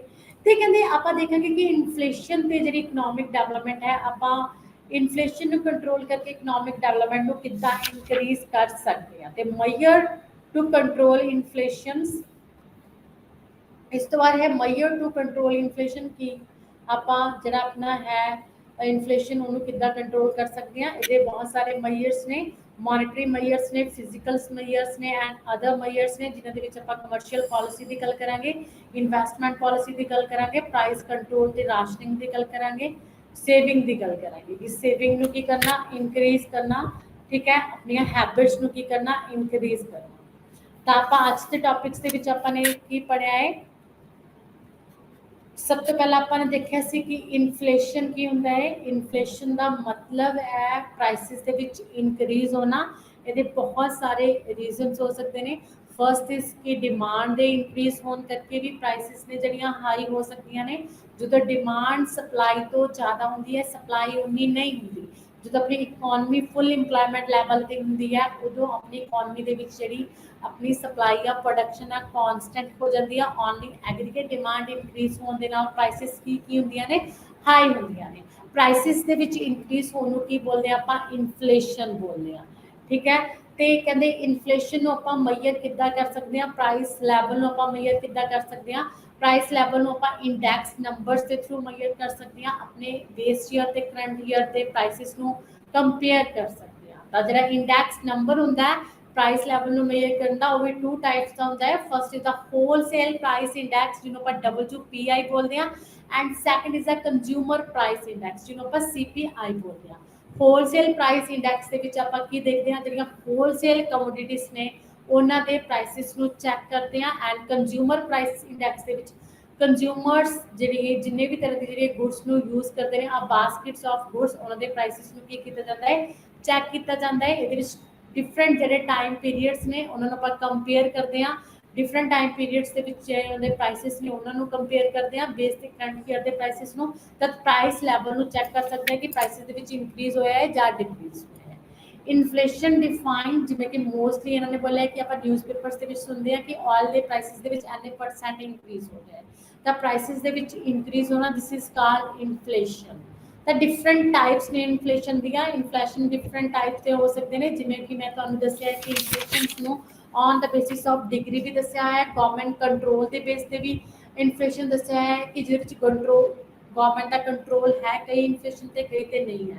ਜਿਵੇਂ ਕਿ ਓਪਨ ਇਨਫਲੇਸ਼ਨ ਜਿਹਦੇ ਵਿੱਚ ਗਵਰਨਮੈਂਟ ਦਾ ਕੰਟਰੋਲ ਨਹੀਂ ਹੈ, ਐਂਡ ਸਪਰੈਸਡ ਇਨਫਲੇਸ਼ਨ ਜਿਹਦੇ ਵਿੱਚ ਕਹਿੰਦੇ ਗਵਰਨਮੈਂਟ ਦਾ ਕੰਟਰੋਲ ਹੈ। ਐਂਡ ਉਸ ਤੋਂ ਬਾਅਦ ਆਪਾਂ ਨੇ ਦੇਖਿਆ ਸੀ classification on the basis of time period ਦੇ ਬੇਸ ਤੇ ਵੀ ਜਿਹੜਾ ਆਪਣਾ ਇਨਫਲੇਸ਼ਨ ਹੈ ਉਹਨੂੰ 3 ਪਾਰਟਸ ਦੇ ਵਿੱਚ डिवाइड किया है। First is a war time inflation, second is a post war time inflation and third is a piece time inflation जो डिवेलप कंट्रीज ਦੇ ਵਿੱਚ ਹੁੰਦਾ। ਉਸ ਤੋਂ ਬਾਅਦ ਅਸੀਂ ਆਪਣਾ classification on the basis of rate of inflation, rate of inflation, this is the important question, ਤੁਹਾਨੂੰ ਲੌਂਗ ਕੁਐਸਚਨ ਆ ਸਕਦਾ ਟਾਈਪਸ ਆਫ ਇਨਫਲੇਸ਼ਨ ਦੇ ਵਿੱਚ। ਤਾਂ ਕਲਾਸੀਫਿਕੇਸ਼ਨ ਦੇ ਬੇਸ ਤੇ ਤੁਸੀਂ ਇਹ ਸਾਰੇ ਇਨਫਲੇਸ਼ਨਸ ਨੂੰ ਦੱਸ ਸਕਦੇ ਹੋ। ਇੱਥੇ ਤੁਹਾਨੂੰ ਸਕਰੀਨ ਤੇ ਥੋੜੇ ਜਿਹੇ ਇਨਫਲੇਸ਼ਨਸ ਦੱਸੇ ਨੇ, ਲੇਕਿਨ ਇਸ ਤੋਂ ਇਲਾਵਾ ਮੈਂ ਸਾਰੇ ਇਨਫਲੇਸ਼ਨਸ ਤੁਹਾਨੂੰ ਇਨਫਲੇਸ਼ਨ ਦੇ ਟਾਈਪਸ ਦੱਸ ਰਹੀ ਹਾਂ। ਤਾਂ classification on the basis of rate of inflation ਦੇ ਵਿੱਚ ਫਸਟ ਹੈ ਕ੍ਰੀਪਿੰਗ ਇਨਫਲੇਸ਼ਨਸ, ਜਿਹਦੇ ਵਿੱਚ ਜਿਹੜੀਆਂ ਪ੍ਰਾਈਸਿਸ ਨੇ ਉਹ 3% ਦੀ ਰੇਟ ਦੇ ਨਾਲ ਇਨਕਰੀਜ਼ ਹੁੰਦੀਆਂ ਨੇ। ਐਂਡ ਵਾਕਿੰਗ ਇਨਫਲੇਸ਼ਨਸ, ਜਿਹਦੇ ਵਿੱਚ ਪ੍ਰਾਈਸਿਸ ਨੇ ਜਿਹੜੀਆਂ ਉਹ 30 to 40% ਦੇ ਰੇਟ ਦੇ ਨਾਲ ਇਨਕਰੀਜ਼ ਹੁੰਦੀਆਂ ਨੇ। ਐਂਡ ਉਸ ਤੋਂ ਬਾਅਦ ਸੀਗਾ ਆਪਣਾ ਰਨਿੰਗ ਐਂਡ ਗਲੋਪਿੰਗ ਇਨਫਲੇਸ਼ਨ, ਜਿਹਦੇ ਵਿੱਚ ਜਿਹੜੀਆਂ ਪ੍ਰਾਈਸਿਸ ਨੇ ਉਹ ਕਿੰਨੇ ਪਰਸੈਂਟ 80 to 100% ਦੇ ਰੇਟ ਦੇ ਨਾਲ ਇਨਕਰੀਜ਼ ਹੁੰਦੀਆਂ ਨੇ, ਠੀਕ ਹੈ। ਐਂਡ ਉਸ ਤੋਂ ਬਾਅਦ ਸੀਗਾ ਆਪਣਾ ਹਾਈਪਰ ਇਨਫਲੇਸ਼ਨ। ਹਾਈਪਰ ਇਨਫਲੇਸ਼ਨ ਜਿਹਨੂੰ ਹਾਈਡਰਾ ਹੈਡਡ ਮੋਨਸਟਰ ਵੀ ਬੋਲਿਆ ਜਾਂਦਾ ਹੈ, ਜਿਹਦੇ ਵਿੱਚ ਪ੍ਰਾਈਸਿਸ ਨੇ ਜਿਹੜੀਆਂ ਉਹ ਸਡਨਲੀ ਅਨਐਕਸਪੈਕਟਡ ਰੇਟ ਦੇ ਨਾਲ ਚੇਂਜ ਹੁੰਦੀਆਂ ਨੇ। ਅਨਐਕਸਪੈਕਟਡ ਰੇਟ ਮੀਨਸ ਬਹੁਤ ਜ਼ਿਆਦਾ ਅਪਸ ਐਂਡ ਡਾਊਨਸ ਹੁੰਦਾ ਪ੍ਰਾਈਸਿਸ ਦੇ ਵਿੱਚ ਅਚਾਨਕ ਹੀ। ਤਾਂ ਕ੍ਰੀਪਿੰਗ ਇਨਫਲੇਸ਼ਨ ਹੈ ਜਿਹੜਾ ਉਹ ਟਾਈਮ ਲੈਂਦਾ ਹੈ 22 ਇਅਰਸ ਦਾ, ਐਂਡ ਵਾਕਿੰਗ ਇਨਫਲੇਸ਼ਨ 12 ਇਅਰਸ ਦਾ, ਐਂਡ ਰਨਿੰਗ 4 ਇਅਰਸ ਦਾ, ਐਂਡ ਗੈਲੋਪਿੰਗ 2 ਇਅਰਸ ਦਾ। ਐਂਡ ਉਸ ਤੋਂ ਬਾਅਦ ਸੀਗਾ ਆਪਣਾ classification on the basis of scope. Scope ਦੇ ਬੇਸ ਤੇ, ਖੇਤਰ ਦੇ ਬੇਸ ਤੇ ਟੂ ਟਾਈਪਸ ਆਫ ਇਨਫਲੇਸ਼ਨ ਹੁੰਦਾ ਹੈ। First is the sectoral inflation and second is the comprehensive inflation. Sectoral inflation ਦੇ ਵਿੱਚ ਕੀ ਹੋਏਗਾ, ਸੈਕਟਰ ਵਾਈਜ਼ ਇਨਫਲੇਸ਼ਨ ਹੋਏਗਾ, ਜਦੋਂ ਤੱਕ ਕਹਿੰਦੇ ਪਾਰਟਿਕੂਲਰ ਸੈਕਟਰ ਦੇ ਵਿੱਚ ਪ੍ਰਾਈਸਿਸ ਦਾ ਇਨਕਰੀਜ਼ ਹੋਣਾ, ਜਿਵੇਂ ਕਿ ਐਗਰੀਕਲਚਰ ਸੈਕਟਰਸ ਦੇ ਵਿੱਚ ਓਨਲੀ ਜਿਹੜੀਆਂ ਫੂਡ ਪ੍ਰਾਈਸਿਸ ਨੇ ਉਹਨਾਂ ਦੇ ਵਿੱਚ ਇਨਕਰੀਜ਼ ਹੋਏ ਹੈ। ਜਿਵੇਂ ਕਿ ਤੁਸੀਂ ਦੇਖ ਸਕਦੇ ਹੋ ਜਿਹੜੀਆਂ ਆਪਣੀਆਂ ਪਲਸਿਸ ਨੇ, ਵੀਟ ਹੈ, ਉਹਨਾਂ ਦੀ ਪ੍ਰਾਈਸਿਸ ਦੇ ਵਿੱਚ ਇਨਕਰੀਜ਼ ਹੋਇਆ ਹੈ, ਜਾਂ ਫਿਰ ਪੈਟਰੋਲ ਦੀਆਂ ਪ੍ਰਾਈਸਿਸ ਦੇ ਵਿੱਚ ਇਨਕਰੀਜ਼ ਹੋਇਆ ਹੈ। This is called sectoral inflation. And comprehensive inflation ਕਹਿੰਦੇ ਆਪਣੀ ਇਕੋਨਮੀ ਦੇ ਵਿੱਚ ਫਿਊ ਗੁੱਡਸ ਐਂਡ ਆਲ ਗੁੱਡਸ, ਜਦੋਂ ਸਾਰੀਆਂ ਆਲ ਗੁੱਡਸ ਦੇ ਪ੍ਰਾਈਸਿਸ ਕੀ ਹੁੰਦੇ ਨੇ, ਇਨਕਰੀਜ਼ ਹੁੰਦੇ ਨੇ। This is called comprehensive inflation, ਕਿ ਸਾਰੀ ਇਕੋਨਮੀ ਦੇ ਵਿੱਚ ਗੁੱਡਸ ਦੇ ਪ੍ਰਾਈਸਿਸ ਕੀ ਹੁੰਦੇ, ਇਨਕਰੀਜ਼ ਹੁੰਦੇ। ਐਂਡ ਉਸ ਤੋਂ ਬਾਅਦ ਅਸੀਂ classification on the basis of process of rise in prices, ਕਹਿੰਦੇ ਆਪਣਾ ਜਿਹੜੇ ਹੈ ਪ੍ਰਾਈਸ ਦੇ ਵਿੱਚ ਰਾਈਜ਼ ਹੋਣਾ ਦੇ ਲਈ ਕਈ ਜਿਹੜੇ ਰੀਜ਼ਨਸ ਨੇ ਉਹ ਹੋ ਸਕਦੇ ਨੇ। First is the wage induced inflation, ਕਹਿੰਦੇ ਜਦੋਂ ਆਪਣੀਆਂ ਜਿਹੜੀਆਂ ਸਟਰੋਂਗ ਆਪਣੀਆਂ ਲੇਬਰ ਆਰਗੇਨਾਈਜੇਸ਼ਨਸ ਨੇ ਉਹ ਆਪਣੀ ਵੇਜ ਵਧਾਉਣ ਦੀ ਗੱਲ ਕਰਦੀਆਂ ਨੇ ਤੇ ਆਪਣੀ ਵੇਜ ਵਧਾ ਲੈਂਦੀਆਂ ਨੇ, ਜਿਹਦੇ ਕਰਕੇ ਕਾਸਟ ਵੀ ਇਨਕਰੀਜ਼ ਹੁੰਦੀ ਹੈ, ਡਿਮਾਂਡ ਦੇ ਕਾਸਟ ਇਨਕਰੀਜ਼ ਹੁੰਦੀ ਆ। ਕਾਸਟ ਇਨਕਰੀਜ਼ ਹੋਣ ਦੇ ਨਾਲ ਜਿਹੜੀਆਂ ਪ੍ਰਾਈਸਿਸ ਨੇ ਉਹ ਵੀ ਇਨਕਰੀਜ਼ ਹੁੰਦੀਆਂ ਨੇ, ਜਿਹਦੇ ਥਰੂ ਇਹਨੂੰ ਬੋਲਦੇ ਆਪਾਂ ਵੇਜ ਇੰਡਿਊਸਡ ਇਨਫਲੇਸ਼ਨ। ਇਹਨਾਂ ਦਾ ਰੀਜ਼ਨ ਕੀ ਹੁੰਦਾ, ਵੇਜ ਦਾ ਇਨਕਰੀਜ਼ ਹੋਣਾ। And the second is the profit induced or markup inflation. Profit induced ਕਹਿੰਦੇ ਮੋਸਟਲੀ ਜਿਹੜੇ ਆਪਣੇ ਪ੍ਰੋਡਿਊਸਰਸ ਹੁੰਦੇ ਨੇ, ਫਰਮਸ ਹੁੰਦੇ ਨੇ, ਉਹ ਪ੍ਰੋਫਿਟ ਮੈਕਸਿਮਾਈਜੇਸ਼ਨ ਚਾਹੁੰਦੀਆਂ ਨੇ, ਉਹ ਰੈਵਨਿਊ ਤੇ ਜਿਹੜੀ ਕਾਸਟ ਆ ਉਹਦਾ ਡਿਫਰੈਂਸ ਜ਼ਿਆਦਾ ਚਾਹੁੰਦੀਆਂ ਨੇ। ਇਹਦੇ ਲਈ ਕਹਿੰਦੇ ਮਾਰਕਅਪ ਮੀਨਸ ਉਹ ਆਪਣੀ ਪਹਿਲਾਂ ਹੀ ਜਿਹੜੀ ਪ੍ਰਾਈਸ ਹੈ ਉਹ ਜ਼ਿਆਦਾ ਫਿਕਸ ਕਰ ਲੈਂਦੀਆਂ ਨੇ, ਜਿਹਦੇ ਥਰੂ ਕੀ ਆ ਉਹਦਾ ਪ੍ਰੋਫਿਟ ਕੀ ਹੁੰਦਾ ਹੈ, ਇਨਕਰੀਜ਼ ਹੁੰਦਾ ਹੈ, ਲੇਕਿਨ ਪ੍ਰਾਈਸਿਸ ਕੀ ਹੋ ਜਾਂਦੀਆਂ ਨੇ, ਹਾਈ ਹੋ ਜਾਂਦੀਆਂ ਨੇ। And third is deficit induced inflations, ਕਹਿੰਦੇ ਜਿਹੜਾ ਗਵਰਨਮੈਂਟ ਦੇ ਰੀਜ਼ਨ ਜਿਹਦੇ ਵਿੱਚ ਹੁੰਦਾ ਮੇਨ ਇਨਫਲੇਸ਼ਨ ਦਾ ਇਨਕਰੀਜ਼ ਹੋਣਾ। ਕਹਿੰਦੇ ਜਦੋਂ ਗਵਰਨਮੈਂਟ ਆਪਣੇ ਐਕਸਪੈਂਡੀਚਰਸ ਇਨਕਰੀਜ਼ ਕਰ ਦਿੰਦੀ ਹੈ, ਗਵਰਨਮੈਂਟ ਨੂੰ ਡੈਫਿਸਿਟ ਹੁੰਦਾ ਤਾਂ ਮਨੀ ਦੀ ਸਪਲਾਈ ਜ਼ਿਆਦਾ ਹੁੰਦੀ ਹੈ, ਜਿਹਦੇ ਥਰੂ ਐਗਰੀਗੇਟ ਡਿਮਾਂਡ ਹੈ ਜਿਹੜੀ ਐਗਰੀਗੇਟ ਸਪਲਾਈ ਦੇ ਨਾਲੋਂ ਜ਼ਿਆਦਾ ਹੋਣ ਕਰਕੇ ਪ੍ਰਾਈਸਿਸ ਕੀ ਹੁੰਦੀਆਂ ਨੇ, ਹਾਈ ਹੁੰਦੀਆਂ ਨੇ। ਤੇ ਲਾਸਟ ਸੀਗਾ ਆਪਣਾ ਸਟੈਗਫਲੇਸ਼ਨ। ਸਟੈਗਫਲੇਸ਼ਨ ਮੀਨਸ ਕਹਿੰਦੇ ਇਹ ਅਲੱਗ ਤਰ੍ਹਾਂ ਦਾ ਇਨਫਲੇਸ਼ਨ ਹੈ, ਜਿਹਦੇ ਵਿੱਚ ਇੱਕ ਪਾਸੇ ਤਾਂ ਕਹਿੰਦੇ ਜਿਹੜੀ ਆਪਣੀ ਅਨਇੰਪਲੋਇਮੈਂਟ ਆ ਉਹ ਇਨਕਰੀਜ਼ ਹੋ ਰਹੀ ਹੁੰਦੀ ਹੈ, ਦੂਸਰੀ ਤਰਫ ਆਪਣੀ ਜਿਹੜੀ डिमांड है वो डिक्रीज हो रही होती है, लेकिन दूसरी तरफ की अपना प्राइसेस भी इंक्रीज हो रही होंगी। This is called stagflation. ठीक है, ये सी अपने डिफरेंट टाइप्स ऑफ इन्फ्लेशन जो अपने आज पढ़े सी। कल के टॉपिक दे विच आपां इहदे कॉजेस पढ़ांगे, मेजरमेंट पढ़ांगे ते अफैक्ट पढ़ांगे एंड इन्फ्लेशन एंड डेवलपमेंट ते ग्रोथ किद्दां डिपेंड होंदी है। ते ये सारे टॉपिक्स आपां कल करांगे। आज ते अपना टॉपिक इत्थे ही खत्म हुंदा है। धन्यवाद।